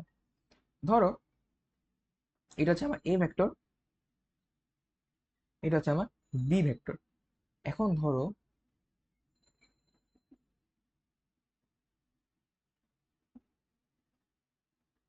এটা হচ্ছে এ সমতলে আছে, তাদের মাঝখানে যে অ্যাঙ্গেলটা সেটা হচ্ছে থিটা। তাহলে আমরা যদি ডান হস্ত নিয়ম ফলো করি, আমরা যদি এ থেকে বিতে যাই, আমরা যদি এ থেকে বিতে যাই, তাহলে আমার যে বৃদ্ধাঙ্গুলি, হ্যাঁ, ডান হস্ত যখন আমরা নিয়মটা ফলো করবো, যখন আমাদের যে বৃদ্ধাঙ্গুলি সেটা যে দিক বরাবর থাকবে, হ্যাঁ, সেই দিকটা হচ্ছে আমার এ ক্রস বি এর মানটা দিকটা নির্দেশ করবে। আমরা যদি এ থেকে বিতে যাই, তাহলে হচ্ছে যে আমার এটা হচ্ছে এ ক্রস বি। আর আমি যদি বি থেকে এ তে যাই, অর্থাৎ উল্টা দিকে ঘুরাতে হবে ডান হাতটা, তাহলে সেটা হচ্ছে আমার নিচের দিকে, সেটা হচ্ছে আমার বি ক্রস এ। এখন যদি ভেক্টরগুলো সমান্তরাল হয়, হ্যাঁ, সমান্তরাল হলে কি হয়, সমান্তরাল হলে তাদের মাঝখানে যে অ্যাঙ্গেলটা সেটা কি হয়, জিরো হয়। তাহলে আমার ভেক্টর সমান্তরাল হইলে, যদি সমান্তরাল হয় তাহলে এ ক্রস বি এটার মানটা আসবে জিরো, এটা মনে রাখতে হবে। আর যদি ভেক্টরগুলো লম্ব হয়, লম্বের ক্ষেত্রে আমার এ ডট বি সেটা আসবে কত, জিরো। ঠিক আছে, কারণ কস 90 ডিগ্রি মান কত, কস 90 মান হচ্ছে জিরো। এখন আসে লম্ব অভিক্ষেপ বলে একটা জিনিস হবে, সেটা কি, ধরো এটা হলো আমার এ ভেক্টর, এটা হলো আমার বি ভেক্টর। এখন তাদের মাঝখানে যে অ্যাঙ্গেল সেটা হচ্ছে আমার কি, থিটা। এখন ধরো আমি উপর থেকে একটা লাইট ফেলালাম, এখানে একটা লাইট জ্বলতেছে, ধরো লাইট জ্বলতেছে, তাহলে বি ভেক্টরটা একটা ছায়া পড়বে। বি ভেক্টরের যে ছায়াটা এই যে অংশ বরাবর পড়ছে সেটাকে বলা হয় এ বরাবর বি এর লম্ব বিক্ষেপ। তাহলে আমরা যদি লিখি এ বরাবর বি এ লম্ব অভিক্ষেপ, এ বরাবর বি এর লম্ব অভিক্ষেপ। তাহলে দেখো তো এই জিনিসটা কি, এই জিনিসটা হচ্ছে বি কস থিটা। তাহলে হচ্ছে b cos theta is equal to, এখন ধরো বি কস থিটার মান যদি এখানে হয় তাহলে বি কস থিটাকে কি লেখা যায়, A dot B divided by A, এর যে মানটা সেটা। ঠিক আছে, আর তোমাকে যদি বলে যে না এটা লম্ব অভিক্ষেপ না, তোমাকে বের করতে হবে এ বরাবর বি এর উপাংশ, অর্থাৎ উপাংশ অথবা অংশ, এ বরাবর বি এর উপাংশ অথবা অংশ। তখন যদি বের করতে হয় তাহলে এ বরাবর বি এর কতটুকু আছে সেটা দেখতে হবে, এ বরাবর বি এর কতটুকু আছে সেটা দেখতে হবে, এবং ওই বরাবর একটা একক ভেক্টর যোগ করতে হবে, গুণ গুণ করতে হবে। একটা একক ভেক্টর যদি আমরা গুণ করি তাহলে আমরা ভেক্টর পেয়ে যাব। তাহলে তাদের এ বরাবর বি এর অংশটা কতটুকু আছে, অর্থাৎ তাদের লম্ব অভিক্ষেপটা কতটুকু আছে সেটা যদি আমরা দেখি, তাহলে সেটা হচ্ছে আমার A dot B divided by A, এর মান। আর ওই দিক বরাবর, এর দিক বরাবর একটা একক ভেক্টর লাগবে, তাহলে এ দিক বরাবর একক ভেক্টর কি, এ ডিভাইড বাই এর মান, সিম্পল হিসাব। তাহলে এটা হবে কি আমার উপাংশ অথবা অংশ। এটা হচ্ছে একটা ভেক্টর রাশি, আর এটা হচ্ছে একটা স্কেলার রাশি। ঠিক আছে, এটা হচ্ছে একটা স্কেলার রাশি। এখন আমাদের যে অংশ যেটা নিয়ে কথাবার্তা সেটা হচ্ছে আমার ভেক্টর ক্যালকুলাস নিয়ে। তো ভেক্টর ক্যালকুলাস খুবই শর্টে আলোচনা করা হবে। ভেক্টর ক্যালকুলাসে একটা অপারেটর আছে, সেটা হচ্ছে নাবলা অপারেটর। এই নাবলা অপারেটর হচ্ছে আমার D del del by del X I cap plus del by del Y J cap plus del by del Z K cap. এখন ধরো আমরা যদি একটা ভেক্টরের সাথে একটা স্কেলার জিনিস গুণ করি,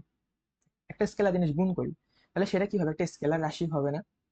আর যদি আমরা দুইটা ভেক্টরকে ডট গুণফল করি তাহলে সেটা একটা স্কেলার রাশি, আর দুইটা ভেক্টরকে যখন আমরা ক্রস গুণফল করি তখন সেটা একটা ভেক্টর রাশি হয়। ঠিক আছে, ভেক্টরের সাথে জাস্ট একটা স্কেলার রাশি গুণ করছি, সেটা ভেক্টরই থেকে যাবে, ডট গুণফল করলে চেঞ্জ হচ্ছে, ভেক্টরটা স্কেলার হচ্ছে। আর যদি আমরা ক্রস গুণফল করি তাহলে এটা ভেক্টরই থাকতেছে।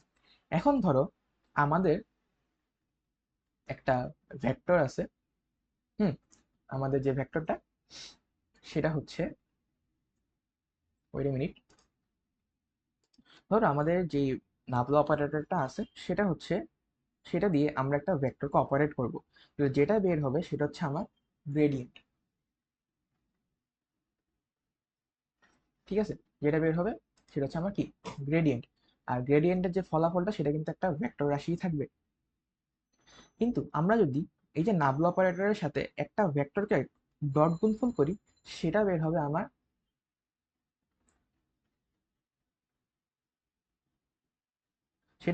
ডাইভারজেন্স। তাহলে সেটা কিন্তু হয়ে যাবে আমার একটা স্কেলার রাশি, আর যদি আমরা নাবলা অপারেটরের সাথে যদি আমরা আমার যে ভেক্টরটা সেটাকে যদি আমরা ক্রস গুণফল করি, সেটা হয়ে যাবে আমার কার, সেটা হবে আমার ভেক্টর রাশি। ঠিক আছে, এখন যদি আমার ডাইভারজেন্সের মান প্লাস হয়, যদি আমার ডাইভারজেন্সের মান প্লাস হয়, তাহলে এটা কি ইন্ডিকেট করে? এটা ইন্ডিকেট করে আমার আয়তন বৃদ্ধি পাচ্ছে, আয়তন বৃদ্ধি পাচ্ছে, ঘনত্ব কমে যাচ্ছে। হ্যাঁ, আর এক কথা যদি আমি বলি সেটা হচ্ছে অপসারী। যদি আমার ডাইভারজেন্সের মান নেগেটিভ হয়, তখন আমার আয়তন হ্রাস পাচ্ছে, ঘনত্ব বৃদ্ধি পাচ্ছে, আর সেটা হচ্ছে আমার অভিসারী। আর যদি না জিরো হয়, তাহলে আমার কিছুই চেঞ্জ হচ্ছে না। আর কিছু চেঞ্জ না হলে সেটাকে আমরা বলবো সলি নয়, সলি সরি সলি নয় ডাল। আর যদি আমার কালে দুটো জিনিস হতে পারে, সেটা হচ্ছে যদি আমার কাল জিরো আসে, তাহলে সেটা হচ্ছে অঘূর্ণনশীল। আর যদি কাল জিরো না আসে, তো সেটা হচ্ছে আমার ঘূর্ণনশীল। আর যদি কালটা অঘূর্ণনশীল হয়, তাহলে সেটাকে আমরা বলি অঘূর্ণনশীল হয়, তাহলে সেটাকে আমরা বলি সংরক্ষণশীল ক্ষেত্র। আর যখন ঘূর্ণনশীল হয়, তখন আমরা সেটাকে বলি ও সংরক্ষণশীল ক্ষেত্র। এটা মনে রাখা ইজি। কারণ ধরো তোমার কাছে একটা বক্স আছে, এই বক্সের একটা দরজা আছে। হ্যাঁ, এখন তুমি যখন দরজাটা খুলতে পারবা তখন বক্সের ভিতর থেকে জিনিসপত্রগুলো বের করতে পারবা। তাহলে ওই বক্সের জিনিসপত্রগুলো কি সেফ আছে? না। যখন তুমি দরজাটা খুলতে পারবা না, যখন দরজাটা ঘুরবে না আর খুলবে না, তখন ভিতরে জিনিসগুলো কি সেফ আছে। তাহলে অঘূর্ণনশীল হইলে সংরক্ষণশীল, আর ঘূর্ণনশীল হইলে অসংরক্ষণশীল। ঠিক আছে, তো এই হইলো আমাদের ভেক্টরের যা যা কনসেপ্ট জানা দরকার তা। এখন আমরা ভেক্টরের কয়েকটা ম্যাথ করব। হ্যালো, তাহলে এটা হচ্ছে আমার প্রথম ম্যাথ। তাহলে প্রথম ম্যাথে আমাদেরকে বলা আছে যে এ বরাবর, প্রথম ম্যাথে আমাদের বলা আছে এ বরাবর, সরি, এ একটা ভেক্টর দেওয়া আছে, বি একটা ভেক্টর দেওয়া আছে, আর আমাদেরকে বলা আছে যে এ লম্ব দিক বরাবর বি এর উপাংশটা কি হবে। একই তলে থাকতে হবে, বুঝছো জিনিসটা? এখন এ এ এর লম্ব দিক বরাবর আমরা একটু আগে যখন আমরা ইয়া উপাংশ শিখতেছিলাম বা অংশগুলো শিখতেছিলাম, তখন আমরা শিখছিলাম যে এ এর দিক বরাবর। তাহলে আমরা আগে দেখি, ধরলাম এটা হচ্ছে আমার এ, এটা হচ্ছে আমার বি। ঠিক আছে, এখন এ এর দিক বরাবর যে উপাংশটা, এ এর দিক বরাবর যে উপাংশ, সেটা হচ্ছে আমার বি কস থিটা ধরলাম এটা। হ্যাঁ, যেহেতু আমার মাঝখানের অ্যাঙ্গেলটা কি থিটা ধরলাম। আর এ এর লম্ব দিক বরাবর যে উপাংশ, সেটা হচ্ছে এটা। এখন যাই হোক, আমরা ধরলাম খুব ইজি ভাবে যদি চিন্তা করি, এটা যদি পি হয়, অর্থাৎ এ এর দিক বরাবর বি এর যে উপাংশ সেটা যদি পি হয়, আর এ লম্ব দিক বরাবর যে উপাংশ সেটা যদি কিউ হয়, তাহলে আমরা বলতে পারি না যে P plus Q is equal to B? হ্যাঁ, এই দুইটা লব পি আর কিউ এর লব্ধি কি হবে? বি হবে। কারণ এটা হবে আমার বি, সরি, এটা হচ্ছে আমার বি কস থিটা, আর এটা হচ্ছে আমার বি সাইন থিটা। এখানে একটা ভেক্টর, একক ভেক্টর থাকবে, এখানে একক ভেক্টর থাকবে। তাহলে দুটাকে যদি আমি মানে সমষ্টি করি, মানে রেজাল্ট করি, মানে ফলাফল আমার যে লব্ধি সেটা হচ্ছে আমার বি আসবে। তাহলে P plus Q is equal to কি বি হবে। তাহলে আমরা পি তো বের করতে পারি, পি খুবই ইজিলি বের করতে পারি। তাহলে বি থেকে যদি আমরা পি বিয়োগ করি, তাহলে আমরা কিউ পেয়ে যাব। ঠিক আছে, খুব ইজি। তাহলে এখন আমরা যেটা বের করবো সেটা হচ্ছে এ বরাবর বি এর উপাংশ, এ বরাবর বি এর উপাংশ সেটা হচ্ছে আমার পি, সেটা হচ্ছে আমার পি। তাহলে সেটা হবে আমার A dot B divided by A এর মান ইন্টু ওই বরাবর একটা একক ভেক্টর, তাহলে সেটা হচ্ছে আমার এ ভেক্টর ডিভাইডেড বাই এ এর মান। তাহলে এ ডট বি, সেটার মান কত? সেটা হচ্ছে আমার 5 একে 5, 3 × 6, 9 × 9, তিনটা যোগ করলে আমার আসবে 20। আর এর যে মানটা সেটা হচ্ছে √5² প্লাস 2² প্লাস 9² 81, 4 আর 25 যোগ করলে আসবে আমার 110।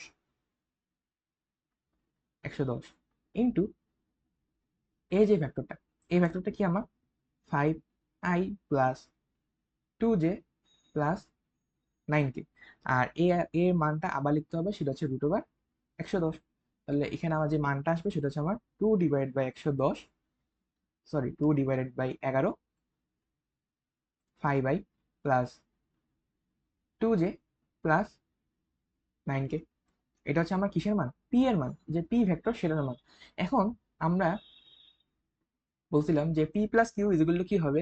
বি হবে। তাহলে আমরা যদি কিউ বের করি, অর্থাৎ লম্ব দিক বরাবরটা বের করে, সেটা হচ্ছে আমার বি মাইনাস পি হবে। তাহলে বি এর মান কত? I plus 3j plus K minus 2/11 5i plus 2j plus 9k। তাহলে আমাদের যে আনসারটা আসবে সেটা হচ্ছে 1/11 i প্লাস 29/11 j মাইনাস 7/11 কে। এটা হচ্ছে আমার লম্ব দিক বরাবর বি এর যে উপাংশ সেটা। আচ্ছা, তো এরপর আমাদের যে ম্যাথটা আছে সেটা হচ্ছে আমার 2 নম্বর ম্যাথ। এখানে বলা আছে যে স্রোত না থাকলে একজন লোক 4 মিনিটে সাঁতার কেটে সোজাসুজি 100 মিটার পথ অতিক্রম করতে পারে, প্রশস্ত নদী অতিক্রম করতে পারে। স্রোত থাকলে সোজাসুজি পার হতে তার সময় লাগে 5 মিনিট। হ্যাঁ, তাহলে স্রোতের বেগ নির্ণয় করতে হবে। এখন দেখো, যখন বলছে যে সোজাসুজি 100 মিটার যায়, অর্থাৎ সে ডি বরাবর চলে যায়, তার থেকে পারে যে সোজাসুজি দ্রুত সেটুকু চলে যায়, এবং তার একটা সময় তার 100 মিটার পথ অতিক্রম করতে হয়, অর্থাৎ ডি এর মান হচ্ছে 100। এখন সেখানে যদি আমি T1 বের করি, তাহলে এটা যেটা সোজাসুজি যাচ্ছে, তাহলে সেটা হবে আমার 100/4। এটা হচ্ছে আমার 25। মানে এই 25টা কিসের মান? 25 মিটার পার সেকেন্ড। এটা কিসের মান? যেহেতু 4 মিনিট লাগতেছে, সরি 25 মিটার পার সেকেন্ড না, এটা হচ্ছে আমার মিটার পার মিনিট। এককটা একটু খেয়াল রাখা উচিত, এটা মিটার পার মিনিট। এখন যেহেতু আম, এটা হচ্ছে পার বরাবর সোজাসুজি চলে যায়, তাহলে এটা কিসের বেগ? সেটা হচ্ছে আমার নৌকার বেগ। হ্যাঁ, নৌকায় কিন্তু নৌকা মানে নৌকা না থাকো, লোকের ব্যাগ আর কি, যেহেতু ভি দ্বারা আমরা প্রকাশ করতেছি। এরপর আমাদেরকে বলা আছে যে না, কি আমাদের যখন স্রোত থাকে, যখন স্রোত থাকে তখন যদি আমি সোজাসুজি পার হতে চাই, তখন আমার যে সময় লাগে সেটা হচ্ছে 5 মিনিট। তাহলে যখন সময় থাকে সে, সরি, যখন স্রোত থাকে, তাহলে স্রোত থাকলে আমরা যখন সোজাসুজি পার হতে চাই, তখন আমাদের নৌকাটাকে কি করতে হয়? একটু স্থূল কোণে নিয়ে যেতে হয়। হ্যাঁ, তখন আমার রেজাল্টেন্ট যে ভেলোসিটি সেটা হচ্ছে ডাব্লিউ। ডাব্লিউ দ্বারা আমরা এখানে ক্রস করি, ডাব্লিউ দিয়ে আমরা ওই ক্রস করি এই অংশটা। তাহলে এই 100/5, সেটা হচ্ছে আমার 20 মিটার পার মিনিট। সেটা হচ্ছে কি আমার ডাব্লিউ, আর এটা হচ্ছে আমার ইউ। তাহলে আমাদের তাহলে আমাদের পিথাগোরাসের সূত্র অনুযায়ী কি আসতো? যে ভি স্কোয়ার সমান U square plus W square. তাহলে আমি এখানে ভি এর মান জানি আর ডাব্লিউ এর মান জানি, তাহলে আমার ইউ এর মান আসবে 15 মিটার পার মিনিট। এটাকে তুমি যদি চাও এটাকে মিটার পার সেকেন্ড নিতে পারো, না নিলেও কোনো সমস্যা নেই। এই যে ম্যাথটা, এটা ছিল সর্বনিম্ন দূরত্বে নৌকা পার করার যে ম্যাথটা সেটার মতোই, জাস্ট সেটার কনসেপ্টগুলো এখানে ইউজ করা হয়েছে। ঠিক আছে। হুম। এরপর দেখো আমাদের যে 3 নম্বর ম্যাথ, 3 নম্বর ম্যাথ আমাদেরকে বলা আছে যে একটা আলোক রশ্মি -2i-5j হতে আপতিত হয় এবং মূল বিন্দু থেকে প্রতিফলিত হয়ে প্রতিফলিত রশ্মি এক্স ওয়াই তল, মানে এক্স ওয়াই তলে থাকে। আপতিত আপতিত আলোক রশ্মি সরি আপতিত আলোক রশ্মি ভেক্টর ও প্রতিফলিত আলোক রশ্মি ভেক্টরের মধ্যবর্তী কোণ নির্ণয় করো। হ্যাঁ, খুব ইজি ম্যাথ, দেখো কিভাবে করতে হয়। এটা হলো আমার এক্স ওয়াই তল, এটা হচ্ছে আমার এক্স, এটা হচ্ছে আমার ওয়াই। এবার আমাকে বলা হয়েছে যে আপতিত আলোক রশ্মি তার ভেক্টর ফর্মটা এখানে দেওয়া আছে, তাহলে আমরা ভেক্টর ফর্মটা আঁকি। তাহলে এটা হচ্ছে আমার -2, এটা হচ্ছে আমার -2, এটা হইলো আমার -5। তাহলে আমার যেই আপতিত রশ্মিটা ছিল তার ডিরেকশনটা হবে এদিকে। ঠিক আছে। আর তুমি খেয়াল করো, যেই কোণে আপতিত হয় সেই কোণে কিন্তু প্রতিফলিত হয়, তাহলে এটাও আমার থিটা হবে। সে কোণে প্রতিফলিত হয়। আমাকে চাইছে কি, যে আপতিত রশ্মি আর প্রতিফলিত রশ্মি মধ্যবর্তী কোণ, অর্থাৎ এই পুরাটা চাইছে। তাহলে পুরাটা কি হয়? এই থিটা প্লাস থিটা করলেই হচ্ছে আমার। ঠিক আছে, তাহলে আমি আপাতত জাস্ট থিটা বের করলেই হচ্ছে। তাহলে আমাকে বলো, যদি এটা -2 হয়, যদি এটা -2 হয়, তাহলে এটা, সরি, এটা যদি 2 একক হয়, তাহলে এটাও 2 একক। ঠিক আছে। আর এটা যদি 5 হয়, তাহলে এটাও কি 5 হবে। তাহলে এখান থেকে আমরা কি লিখতে পারি? যে tan theta is equal to tan theta is equal to কি আমার 2/5। ঠিক আছে, tan theta is equal two 2/5। আমার এখানে যে কোনটা চাইছে সেটা হলো গিয়ে তারা একটু দেখিনি। আচ্ছা, এখানে কোনটা তো হ্যাঁ ঠিক আছে, টেন থিটা ইকুয়াল টু 2/5। ঠিক আছে, এখন টেন থিটা 2/5 হয়, তাহলে থিটার মানটা কি আসবে সেটা যদি আমি একটু চেক করি, তাহলে সেটা হচ্ছে টেন ইনভার্স 2/5। এটা হচ্ছে আমার 21.80 ডিগ্রি। তাহলে আমার টু থিটা কি আসবে, টু থিটা আসবে এটা দ্বিগুণ, সেটা হচ্ছে আমার 43.60 ডিগ্রি। আচ্ছা, এটা গেল একটা কাহিনী, যে যদি আমার আপতিত রশ্মিটা এদিকে, সরি, প্রতিফলিত রশ্মিটা এদিকে হয়, যদি প্রতিফলিত রশ্মিটা এদিকে না হয়ে এদিক বরাবর যাইতো, তখন কি হইতো, এদিক বরাবর যেত, তো তখন আমি এটাকে থিটা প্রাইম ধরতাম, আর এটা বের হইতো আমার আরেকটা থিটা প্রাইম, কারণ আপতিত রশ্মি আর প্রতিফলিত রশ্মি একই কোণে হয়, মানে আপতিত কোণ আর প্রতিফলিত কোণ একই হয়। তাহলে ওই সময় আমার থিটা প্রাইমটা বের হতো টেন ইনভার্স 5/2। তো টেন ইনভার্স 5/2 এর মান কত সেটা যদি আমরা দেখি, টেন ইনভার্স 5/2, তখন মান আসতো আমার 68.19 ডিগ্রি। তাহলে টু থিটা প্রাইমের মান আসতো ইন্টু টু, সেটা হচ্ছে 136.39 ডিগ্রি। তাহলে আমার একটা আনসার হচ্ছে 43, আর একটা আনসার হচ্ছে 136.39 ডিগ্রি। তাহলে মানে এমনও হইতে পারে না যে যে এখানে প্রতিফলন হয়েছে আর এদিকে ফিরে গেছে, কারণ আমাকে এখানে বলে নাই যে কোন দিকে, মানে প্রতিফলক যে পৃষ্ঠটা সেটা কিন্তু এখানে উল্লেখ করে দেয় নাই, সো এই জন্য আমার দুটা অ্যাঙ্গেল বের হয়েছে এখানে। ঠিক আছে, তো আশা করি ম্যাথটা বুঝছো। আচ্ছা, তো আমাদের 4 নাম্বার যে ম্যাথটা, সেখানে বলা হয়েছে যে একটা গাড়ি 40 কিলোমিটার/আওয়ার বেগে উত্তর দিকে চলছিল, এবং কিছুক্ষণ পর তার গতি পরিবর্তন করে উত্তর দিকের সাথে 60 ডিগ্রি কোণে 42 কিলোমিটার/আওয়ার বেগে চলতে থাকলো। এক্ষেত্রে ব্যাগের পরিবর্তন বের করতে বলছে। আচ্ছা, তো উত্তর দিক দেখার দরকার নেই, এখানে যেহেতু উত্তর দিকের সাথে বলছে, আমরা ধরি নিই যে এটা এই বরাবর যাচ্ছিল। ঠিক আছে, এই বরাবর যাচ্ছিল, এবং হঠাৎ করে তার ব্যাগের চেঞ্জ হয়, এবং ব্যাগের চেঞ্জ হওয়ার কারণে সেটা আগের দিকের সাথে 60 ডিগ্রি কোণ উৎপন্ন করে, 60 ডিগ্রি কোণ উৎপন্ন করে। তাহলে তার যে ব্যাগের পরিবর্তন সেটা বের করতে হয়েছে। তাহলে এটা হচ্ছে আমার ভি, সরি এটা হচ্ছে আমার ইউ, এটা হচ্ছে আমার ভি। এই দুইটাকে আমরা ভেক্টর আকারে প্রকাশ করতে পারি। ইউ কে যদি আমরা চিন্তা করি, তাহলে ইউ কে লিখতে পারি, আচ্ছা ধরলাম আমরা এই দিকটাকে এক্স অক্ষ ধরলাম, আর উপরের দিকটাকে আমরা ওয়াই অক্ষ ধরলাম, হ্যাঁ সুবিধার্থে। তাহলে ইউ কে লিখতে পারি 40 আই, হ্যাঁ যেহেতু এক অক্ষ বরাবর, তাহলে এক্স অক্ষ বরাবর এক ভেক্টর দিয়ে দিলাম 40 আই। আর ভি কে আমরা লিখতে পারি, যেহেতু 60 ডিগ্রি, তাহলে এক্স অক্ষ বরাবর উপাংশ আর ওয়াই অক্ষ বরাবর উপাংশ, তাহলে হচ্ছে ভি কে আমরা লিখতে পারি যে যেহেতু 42 না, তাহলে 42 cos 60 degree I plus 42 sin 60 degree যে।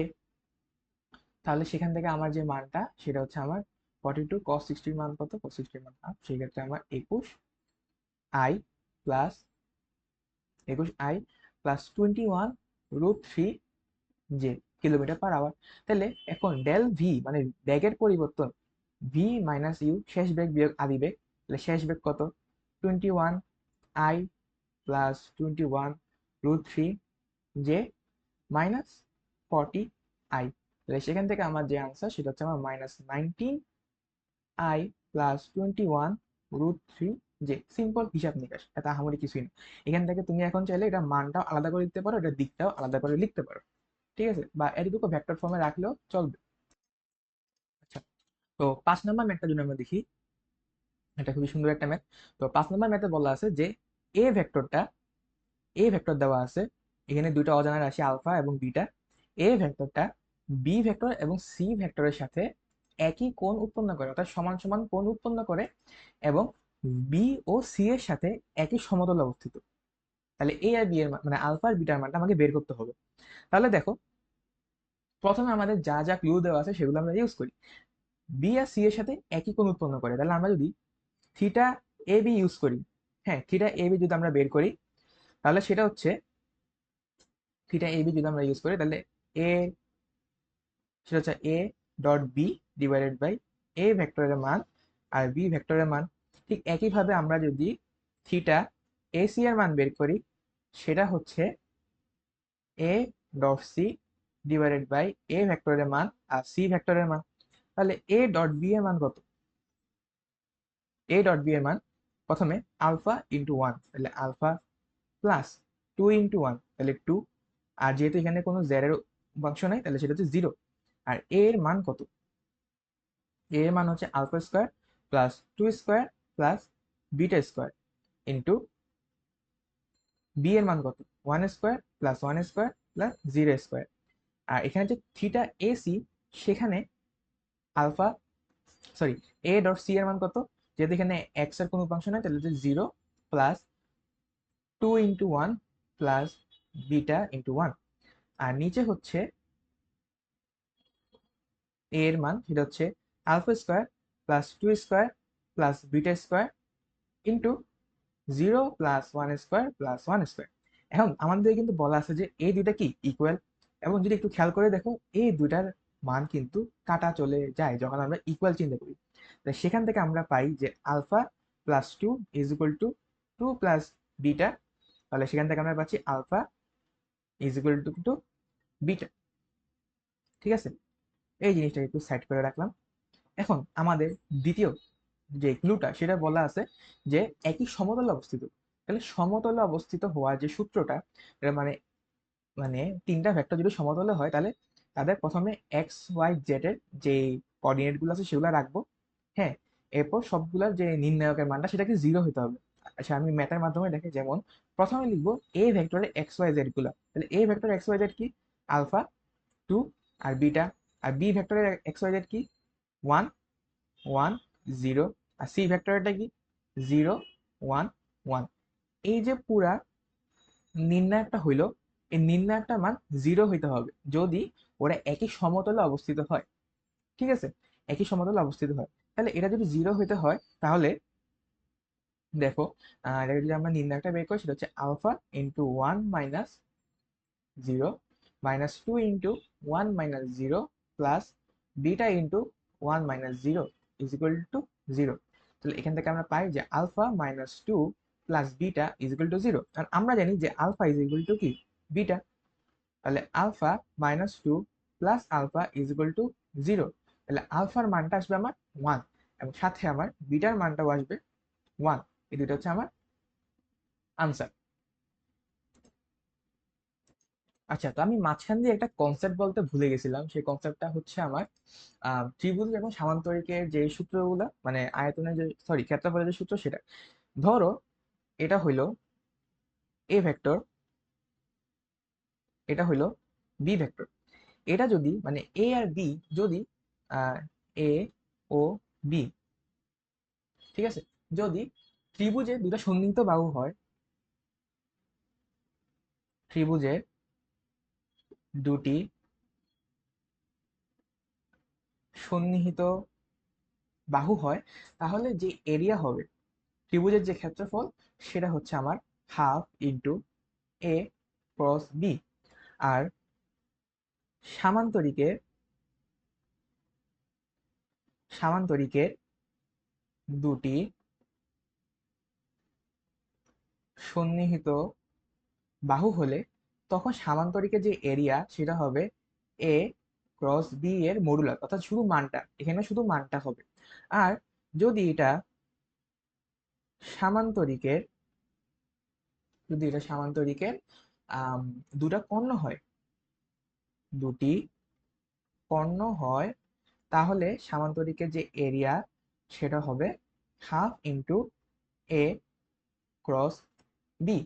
ঠিক আছে, এখন সামান্তরিকের যদি আয়তন চিন্তা করি, একটা ঘন সামান্তরিক চিন্তা করো, এটা ঘন সামান্তরিকের আয়তন, যদি ঘন সামান্তরিকের আয়তন চিন্তা করি, যেখানে এ, বি এবং সি তিনটা বাহু, তখন তার যে আয়তন তখন তার যে আয়তন সেটা হচ্ছে আমার B cross C into A. ঠিক আছে, B cross C dot A. এখন ঠিক এখান থেকে আমরা একটা জিনিস পাই, সেটা হচ্ছে তিনটা ভেক্টর কখন সমতলীয় হবে। কখন হবে? যখন B cross C dot A, এটা 0 হবে। অর্থাৎ তুমি দেখো, ধরো এটা একটা সামান্তরিক টাইপ জিনিস, ধরো জাস্ট বোঝার জন্য বললাম।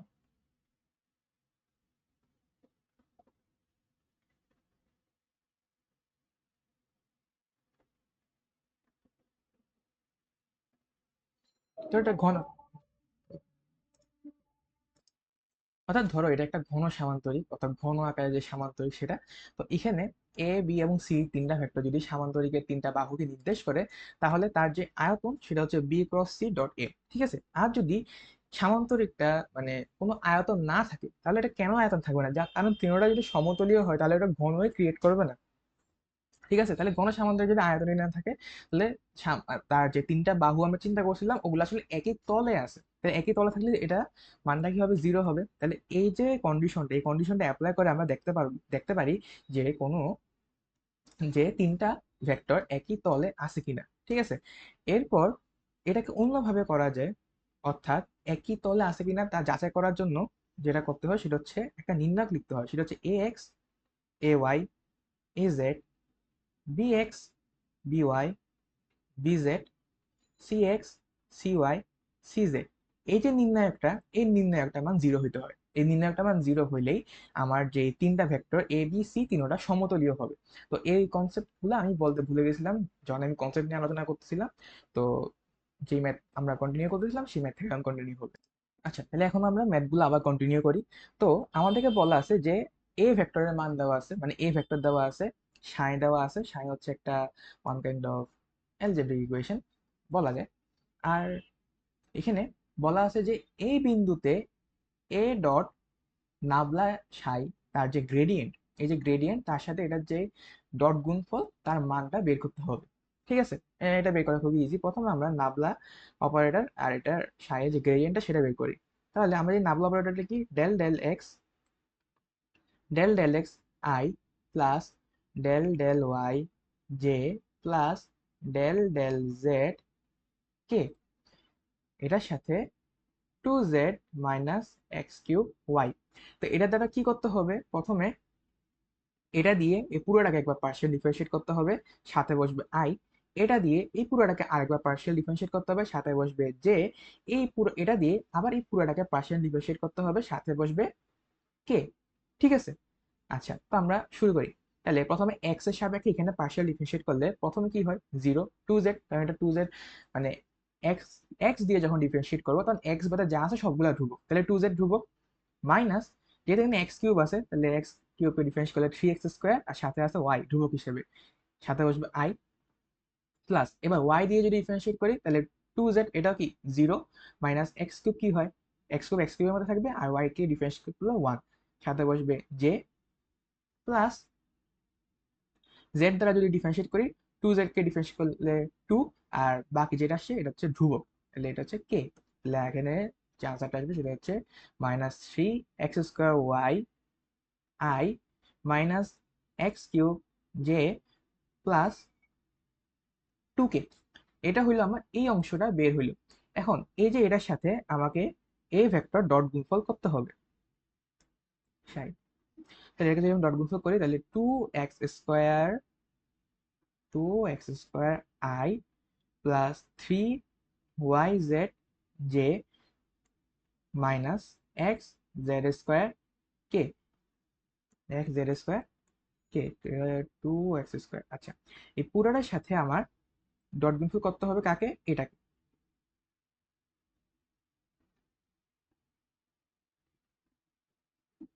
আচ্ছা, এটাকে যদি আমি ডট গুণফল করি তাহলে দেখো আই আর আই, একটা জিনিস মনে রাখবা, আই আর আই কে ডট গুণফল করলে কি হয়?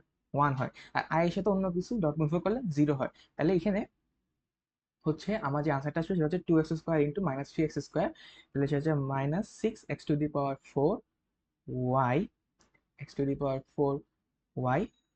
সাথে আসবে -3x³ -2xz²। এটা হচ্ছে আমার ডট গুণফল করলে যে মানটা সেটা। এখন আমাকে তো বের করতে হবে 1, 1, -1 বিন্দুতে কত। তাহলে এখানে জাস্ট x y z এর জায়গায় আমরা 1, 1, -1 এটা বসাবো। তাহলে সেটা হচ্ছে আমার -6 into 1⁴ into 1, -3 into 1⁴ into 1 into -1, এরপর -2 ইন্টু 1 ইন্টু -1 স্কোয়ার। তাহলে যে আনসারটা আসবে সেটা হচ্ছে আমার সম্ভবত -5 আসবে। একটু চেক করে নিও, ভুল হলে হইতে পারে, সমস্যা নেই। জাস্ট প্রসেসটা দেখো। আর মানটা কি আসবে সেটা হচ্ছে আমার ক্যালকুলেটর, মানে ক্যালকুলেশন যদি কোনো মিস্টেক হয়ে থাকে এটা কোনো সমস্যা নেই, কিন্তু প্রসেসটা দেখো, ক্যালকুলেশন নিজের মতো করে মিলাবা। ঠিক আছে? আচ্ছা, তো আমাদের 7 নাম্বার কোশ্চেনে যেটা বলা আছে, 7 নাম্বার কোশ্চেনে যেটা বলা আছে সেটা হচ্ছে x is equal two 2t square, y is equal two t square minus 4t এবং z is equal two 3t minus 5। এই সমীকরণ দ্বারা একটা কণার গতিপথ নির্দেশ করলে t is equal two x second সময়ে i মাইনাস 3i প্লাস 2 কে অভিমুখে কণাটির ত্বরণের উপাংশের মান বের করো। তো এটা কি বললো? হ্যাঁ, আগে আমরা দেখি যে বলা আছে যে গতিপথের সমীকরণ নির্দেশ করে, অর্থাৎ এখান থেকে একটা গতিপথের সমীকরণ আসবে। হ্যাঁ, ওখান থেকে আমাকে ত্বরণের মান বের করতে হবে, কারণ বলা আছে যে এই অভিমুখে ত্বরণের উপাংশের মান বের করে, তো ত্বরণের মান আগে বের করতে হবে, এরপর এই অভিমুখে উপাংশের মান বের করতে হবে। ঠিক আছে? তা আগে আমরা আমাদের গতিপথের সমীকরণটাকে বের করি। তাহলে আমরা আমাদের গতিপথ, ধরো যেটাকে আর দ্বারা প্রকাশ করা হয়। হ্যাঁ, কোনো অবস্থান ভেক্টর বা কোনো পথ, সেটাকে আমরা আর দ্বারা প্রকাশ করি। তো আর হচ্ছে আমার X I K plus Y, sorry Y J K plus Z K K. এখন এক্স এর মান কত দেওয়া আছে? 2t square I K plus Y এর মান কত দেওয়া আছে? T square minus 4t J K plus Z এর মান কত দেওয়া আছে? 3t মাইনাস 5 কে কে। এখন আর এর যে ইকুয়েশনটা সেটা আমরা পাইছি। এখন আমাকে কি বলছে? ত্বরণ বের করতে হবে। আমরা জানি যে আর এটাকে যদি আমরা একবার ডিফারেন্সিয়েট করি আমরা পাবো ভেলোসিটি, ভেলোসিটিকে যদি আমরা আরেকবার ডিফারেন্সিয়েট করি আমরা পাবো ত্বরণ। ঠিক আছে?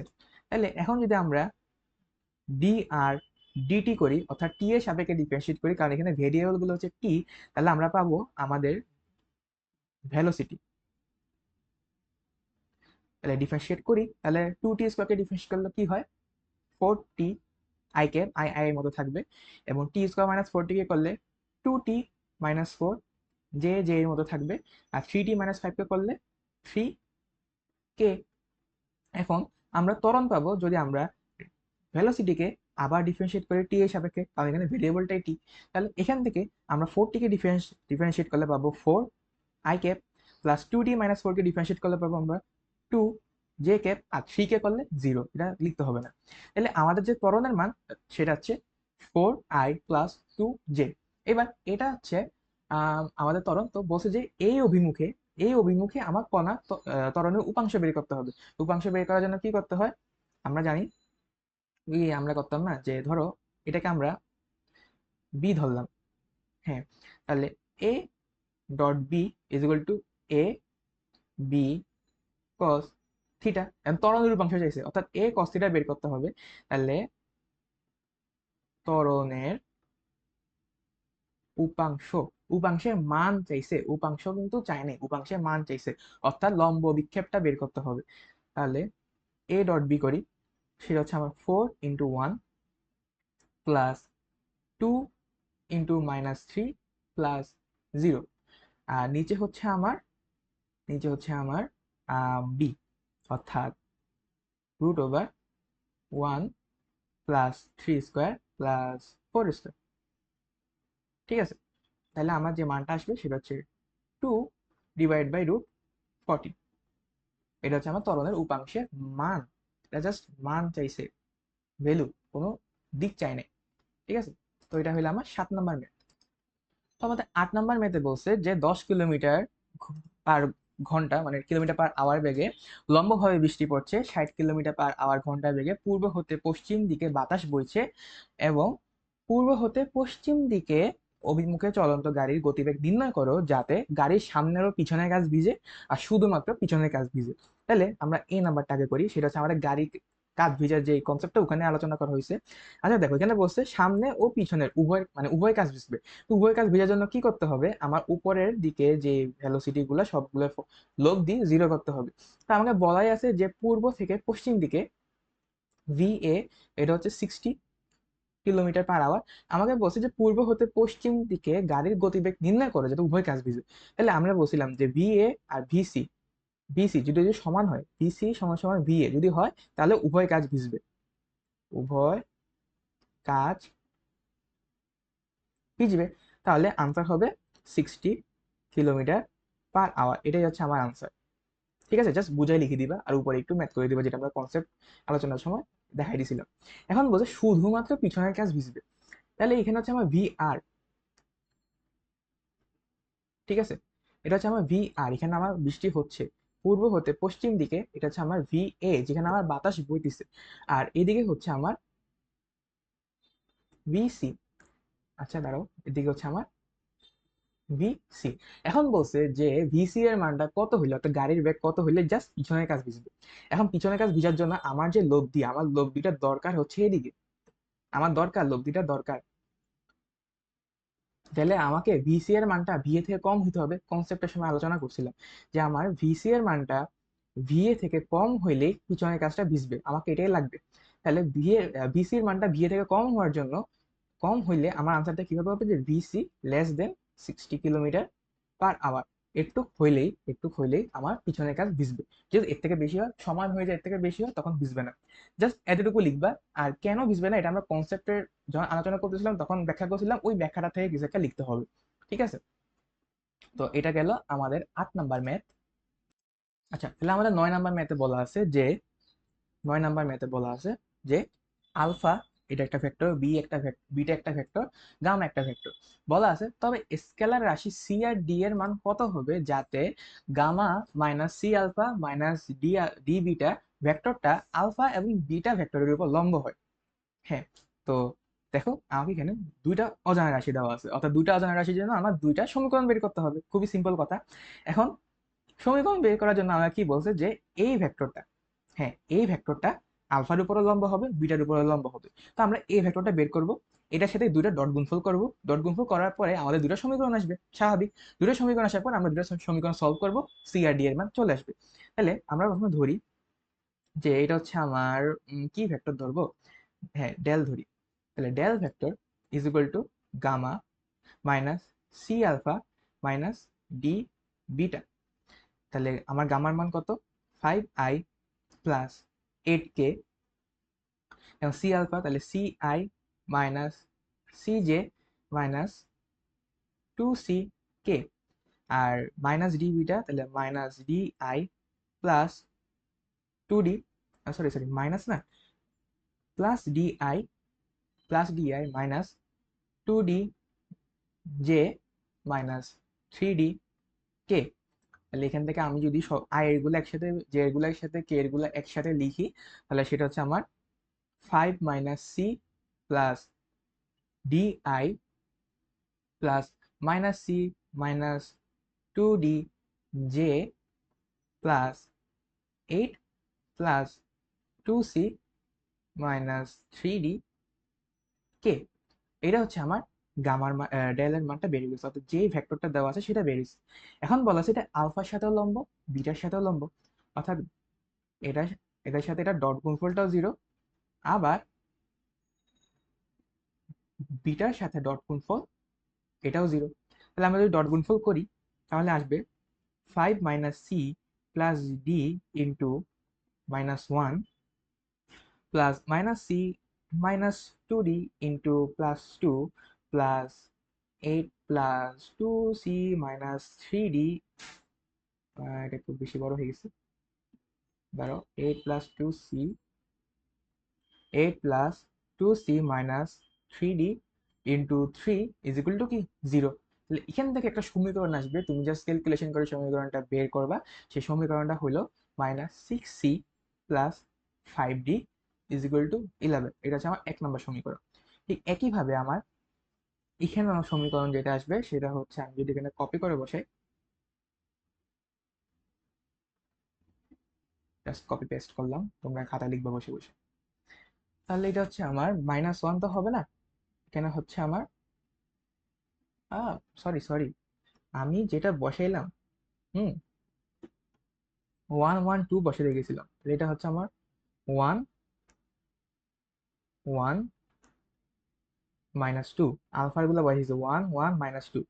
আর যেটা কপি করে আনছিলাম সেটা ছিল আসলে বিটারটা, সরি এটা আমি ভুলে লিখে দিয়েছি, -1 2 3।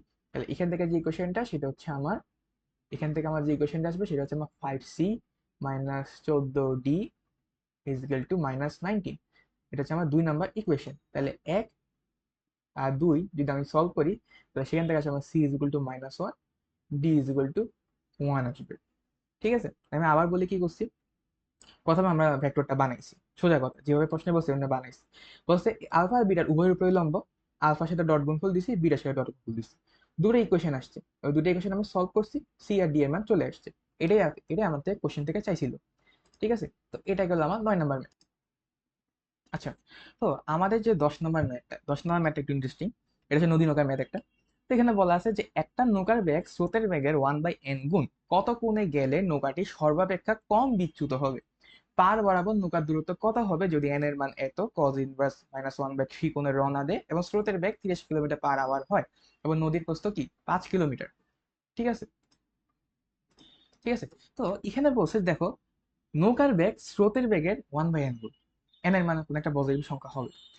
তাহলে নৌকার বেগ স্রোতের বেগ থেকে কম, আর নৌকার বেগ যদি স্রোতের বেগ থেকে কম হয় তাহলে এটা কি কখনো সোজাসুজি পারি, মানে নদী পার দিতে পারবে? নদী পাড়ি দিতে পারবে না সোজাসুজি।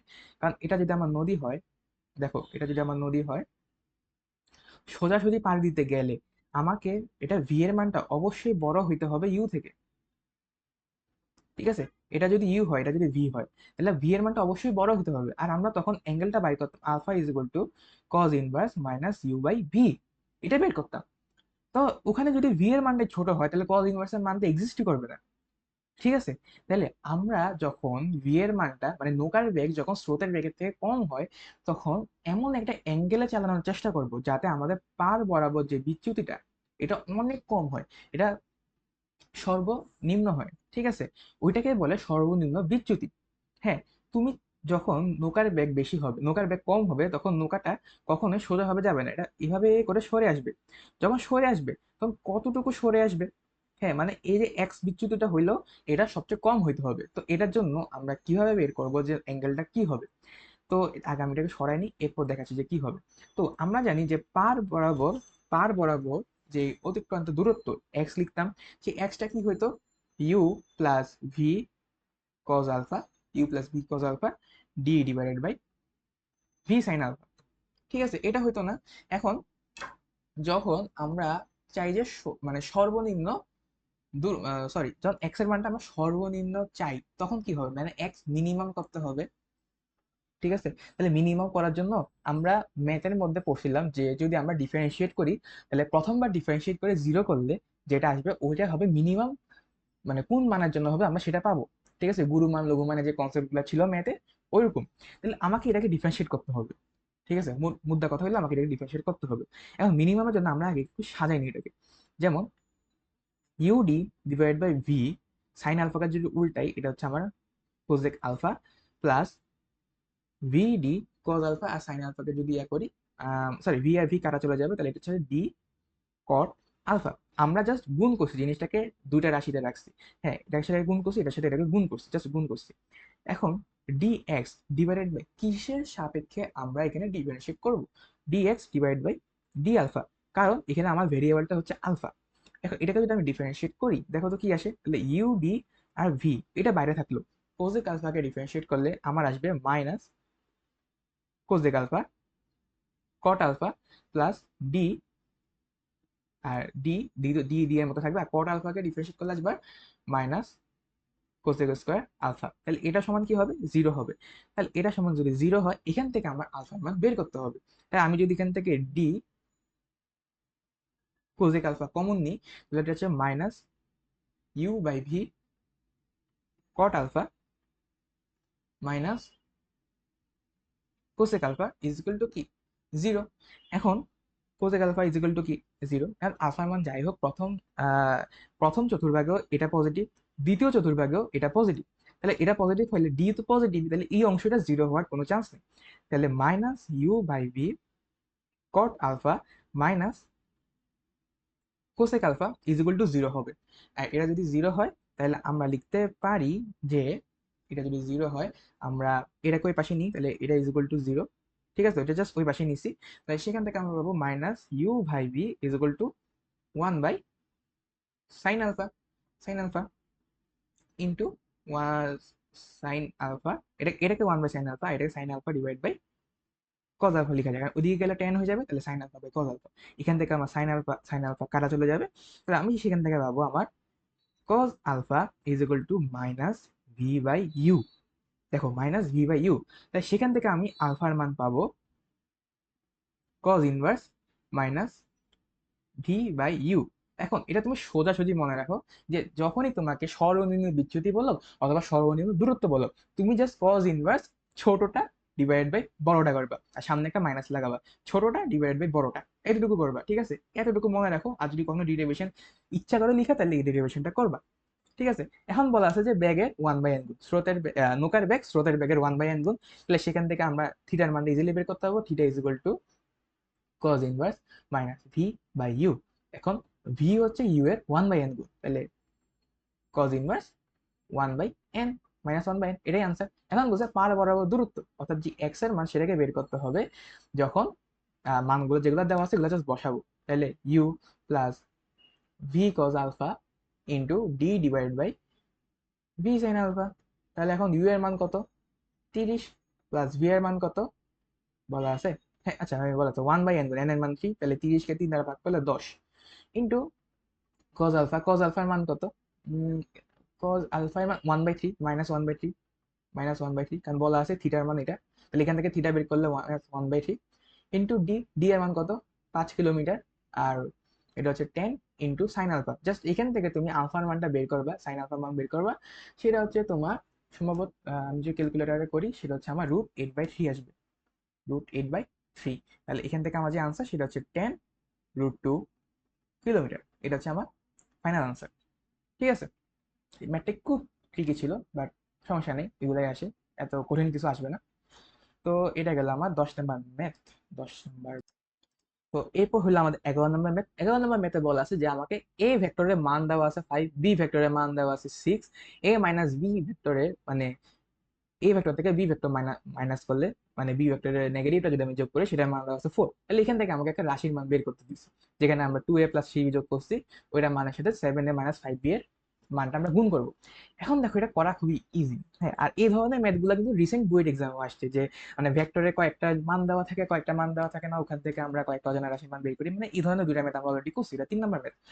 তো ধরো এটা যদি আমি সলভ করতে যাই, জাস্ট এখান থেকে আমরা কি লিখতে পারি, যেহেতু মানগুলা গুণ করতে বলছে, তাইলে আমরা মানগুলা লিখি। আমরা জানি √2a² plus 3b² plus 2 × 2a × 3b into cos theta, মানে তাদের মধ্যবর্তী কোণ, এটার সাথে গুণ হবে, এটার সাথে গুণ হবে, এটার সাথে গুণ হবে এটা যে মানটা সেটা, সেটা হচ্ছে কি 7a² plus 5b² plus 2 × 7a × 5b into cos পাই মাইনাস থিটা।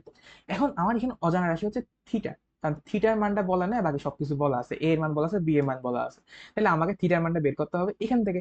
তাহলে এ মাইনাস বি এটার মানটা আমরা জানি, সেটা কি a² plus b² plus 2ab cos pi minus theta is equal to কি 4। তাহলে এখান থেকে আমরা থিটার মান পাবো, সেটা হচ্ছে আমরা cos থিটার মান পাবো, cos theta is equal two 3/4। আমি cos থিটা কেন রাখছি, কারণ এখানে ডাইরেক্ট cos থিটা আমি বসাতে পারবো। ঠিক আছে, cos theta is equal two 3/4। তাহলে এখানে মানটা জাস্ট এখানে, এটার মানটা জাস্ট এখানে বসাবা, বসানোর পর যেটা আনসার আসবে সেটা হচ্ছে 617.818, এটাই আসবে আনসার। ঠিক আছে, জাস্ট বসাবো, এখানে আমার দেখাই দেওয়ার মতো কিছু নেই, জাস্ট কেমনে করতে হবে এটা বলে দিচ্ছি। আচ্ছা, তো এরপরে আসে আমাদের 12 নম্বর ম্যাথ। তো 12 নম্বর ম্যাথে আমাদেরকে বলা আছে যে একটা ঘনকের কর্ণ এবং যে কোনো পৃষ্ঠের কর্ণের মধ্যবর্তী কোণ নির্ণয় করো। আচ্ছা, ঘনকের কর্ণ, তাহলে এটা আমি একটা ঘনক আঁকলাম, আমি চিন্তা করে নিলাম যে সবগুলা বাহুর মান 1 একক। ঠিক আছে, ঘনকের প্রত্যেকটা ধার 1 একক করে আমি চিন্তা করছি। ঠিক আছে, এখন ধরো ঘনকের কর্ণ, তাহলে এটা হইলো আমার ঘনকের কর্ণ। তাহলে ঘনকের কর্ণকে যদি আমি ভেক্টর ফর্মে লিখি, হ্যাঁ, তা ভেক্টর ফর্মে লিখলে কি হবে, 1i plus 1j plus 1k। এবং বলছে যে কোন একটা পৃষ্ঠের কর্ণ, এটা একটা পৃষ্ঠের কর্ণ। ঠিক আছে, তাহলে তার পৃষ্ঠের কর্ণের, যে পৃষ্ঠের কর্ণের তার যে তাকে যদি আমি এটাকে যদি আমি ভেক্টর ফর্মে লিখি, এটা হচ্ছে আমার 1i প্লাস 1, এটা হচ্ছে আমার 1i প্লাস 1j ঠিক আছে। এখন এই দুইটাকে যদি আমি ডট গুণফল করি তাহলে তাদের মাঝখানে অ্যাঙ্গেলটা আমি পেয়ে যাবো। তাদের মাঝখানে অ্যাঙ্গেল যদি থিটা হয় তাহলে আমি ওদেরকে ডট গুণফল করি, যে 1 × 1 + 1 × 1 + 0 ইজ ইকুয়াল টু, এটার মানটা হচ্ছে 1² + 1² + 1² √/1² + 1² cos থিটা। এখান থেকে আমরা যদি থিটার মানটা পাই সেটা হচ্ছে 35.3 ডিগ্রি। এখন কষ্ট করে এই মানটা আছে না একটু মুখস্থ রাখবা, মাঝে মধ্যে ভার্সিটিতে দিয়ে দে, ভার্সিটিতে যেহেতু পরীক্ষা দিবা, অনেকে আছে পরীক্ষা দিবে ইঞ্জিনিয়ারিং এর তারা, তো এটা অনেক সময় এমসিকিউ তে দিয়ে দে, এটা একটু মুখস্থ রাখা ট্রাই করবা, হ্যাঁ, কারণ এসে দিলে তুমি তো এটা করে দেখবা না, জাস্ট মুখস্থ রাখবা আমি তাকাই দিবা। আচ্ছা, তো আমাদের 13 নম্বর ম্যাথ, 13 নম্বর ম্যাথে আমাদেরকে বলা আছে যে তমাল সাইকেলে করে বাড়ি থেকে স্কুলে যাচ্ছিল, হঠাৎ করে বৃষ্টি নামলো, বৃষ্টির ফোঁটা 6 মিটার/সেকেন্ড বেগে তার গায়ে পড়া শুরু করলো। বায়ুর প্রবাহ খুব বেশি ছিল না, তাহলে আমরা ধরে নিলাম যে বায়ুর প্রবাহটা টেন্স টু জিরো অর্থাৎ নগণ্য ছিল। তাহলে তার কাছে মনে হলো বৃষ্টির ফোঁটা তার গায়ে 45 ডিগ্রি কোণে পড়ছে। তাহলে এখন এক নম্বরে বলছে, এই নম্বরে বলছে যে সাইকেলের বেগ নির্ণয় করো। খুব ইজি, আমরা জানতাম, মানে আমরা যদি লিখি যে কত বেগে পড়ছে, আমরা ডাইরেক্ট লিখে ফেলি, হ্যাঁ, যে আমরা একটু এঁকে নিই আগে, তাহলে ভি আর, যেটা হচ্ছে তার কাছে মনে হলো বৃষ্টির ফোঁটা 6 মিটার/সেকেন্ড বেগে পড়তেছে। হুম, ভি আর সিটা।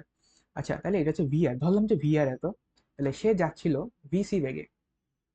ঠিক আছে, তাহলে আমরা ভিসিটাকে নেগেটিভ করবো এদিকে, -ভিসি। তাহলে আমার যে ভি আর সি সেটা হচ্ছে এদিকে, ভি আর সি সেটা হচ্ছে এদিকে, অ্যান্ড এটা হচ্ছে তার অ্যাঙ্গেল। তাহলে সাইকেলের বেগ নির্ণয় করতে হবে। তাইলে আমরা যদি এখানের মধ্যে সাইন থিটা অ্যাপ্লাই করি, যে sine theta is equal to V C by V R C, তাহলে ওর কাছে মনে হয়েছে বৃষ্টির ফোঁটা 45 ডিগ্রি কোণে পড়তেছে। তাহলে sine 45 degree is equal to V C divide by V R C, অর্থাৎ 6। বলাই আছে যে বৃষ্টির ফোঁটা 6 মিটার/সেকেন্ড বেগে তার গায়ে পড়া শুরু করলো, তার কাছে লাগছে এটা, ঠিক আছে, এটা ভি আর সি, এটা বোঝা উচিত। তাহলে সেখান থেকে ভিসি, ভিসি এর মানটা বের হবে, জাস্ট ক্যালকুলেটরে হাতে নাও, বসাও, হচ্ছে 3√2 মিটার/সেকেন্ড, অথবা নিজে নিজে করো, ইজি। 1/√2, এখানে 6 ওখানে যাবে, মিলে যাবে। হ্যাঁ, হ্যান্ড ক্যালকুলেশন করে শিখে রাখো, ভার্সিটিতে কাজে দিবে। বি নাম্বারে বলছে স্কুলে তাড়াতাড়ি পৌঁছানোর জন্য তার ব্যাগ দ্বিগুণ করলো, মানে দ্বিগুণ, ভিসি এর মান ডাবল করছে, সাইকেল চালালে বৃষ্টি হতে রক্ষা পেতে তাকে কত কোণে ছাড়া ধরতে হবে। ঠিক আছে, তাহলে আমি বিসি প্রাইম ধরলাম, 2 গুণ করলো, তাহলে 2 × 3√2, অর্থাৎ 6√2 মিটার/সেকেন্ড। তাহলে এখন আমরা এখান থেকে যদি থিটা বের করতে চাই, থিটা যদি বের করতে চাই, এখানে ভি আর এর মানটা সম্ভবত লাগবে। তা আমাকে ভি আর এর মানটা বের করতে হবে। 1 মিনিট, এখানে অন্যভাবে করা যায়, হ্যাঁ, আরে ধরু, বাদ দাও। এখানে বলছে যে স্কুলে তাড়াতাড়ি পৌঁছানোর জন্য খুব বেশি ছিল না, তাহলে এখান থেকে তোমরা কি করবা, আগে ভি আর সি এর মানটা বের করবা। ঠিক আছে, সরি, ভি আর এর মানটা বের করবা, ভি আর এর মানটা এখানে বসাবা, জাস্ট এখান থেকে আরেকটা ইকুয়েশন বসাবা যেটা আমরা কনসেপ্টে আলোচনা করছি, বসানোর পর আনসারটা বের করবো। হ্যাঁ, এটা আমি করে দিলাম, এটা খুব ইজি ম্যাথ। ঠিক আছে, তাহলে এই পরবর্তী ম্যাথে যাই আমরা।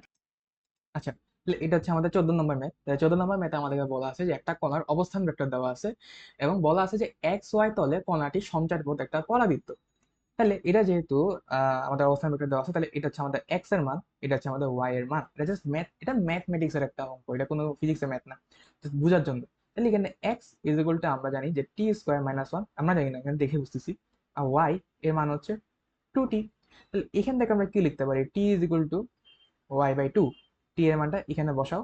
তাহলে x is equal to y/2 whole square -1, তাহলে x plus 1 is equal to y²/4, তাহলে y² is equal two 4 × x+1। তাহলে এটা কিসের ইকুয়েশন, এটা একটা প্যারাবোলা। ফোনিক্স বইটা ভালো করে, হ্যাঁ, অনেক ইম্পর্টেন্ট। তাহলে সেটা হচ্ছে প্যারাবোলার ইকুয়েশন। ঠিক আছে, তো এটা গেল আমাদের 14 নম্বর ম্যাথ। খুবই সহজ সহজ ম্যাথ দেখাচ্ছি ভাই। এবার দেখো বৃষ্টির মানে আপেক্ষিক বেগের আরেকটা ম্যাথ, এটা চিত্রের সাহায্যে খুব ইজিলি করা যায়। তা আগে দেখো যে 5 মিটার/সেকেন্ড বেগে দৌড়ে গেলে বৃষ্টি লম্বভাবে পড়ে, বেগ দ্বিগুণ করে দৌড়ে গেলে বৃষ্টি উলম্বের সাথে 30 ডিগ্রি কোণে পড়ে। তাহলে বৃষ্টির যে প্রকৃত বেগ, হ্যাঁ, বৃষ্টির যে প্রকৃত বেগ সেটা বের করতে বলছে। এখন দেখো ও, ওর কাছে লাগতেছে যে বৃষ্টি লম্বভাবে পড়ে, তাহলে আসলে যদি বৃষ্টি লম্বভাবে পড়ে, বৃষ্টি প্রকৃতভাবে কিন্তু মানে লম্বভাবে পড়তেছে না। অর্থাৎ দেখো, ও 5 মিটার/সেকেন্ড বেগে দৌড়ায় গেছে,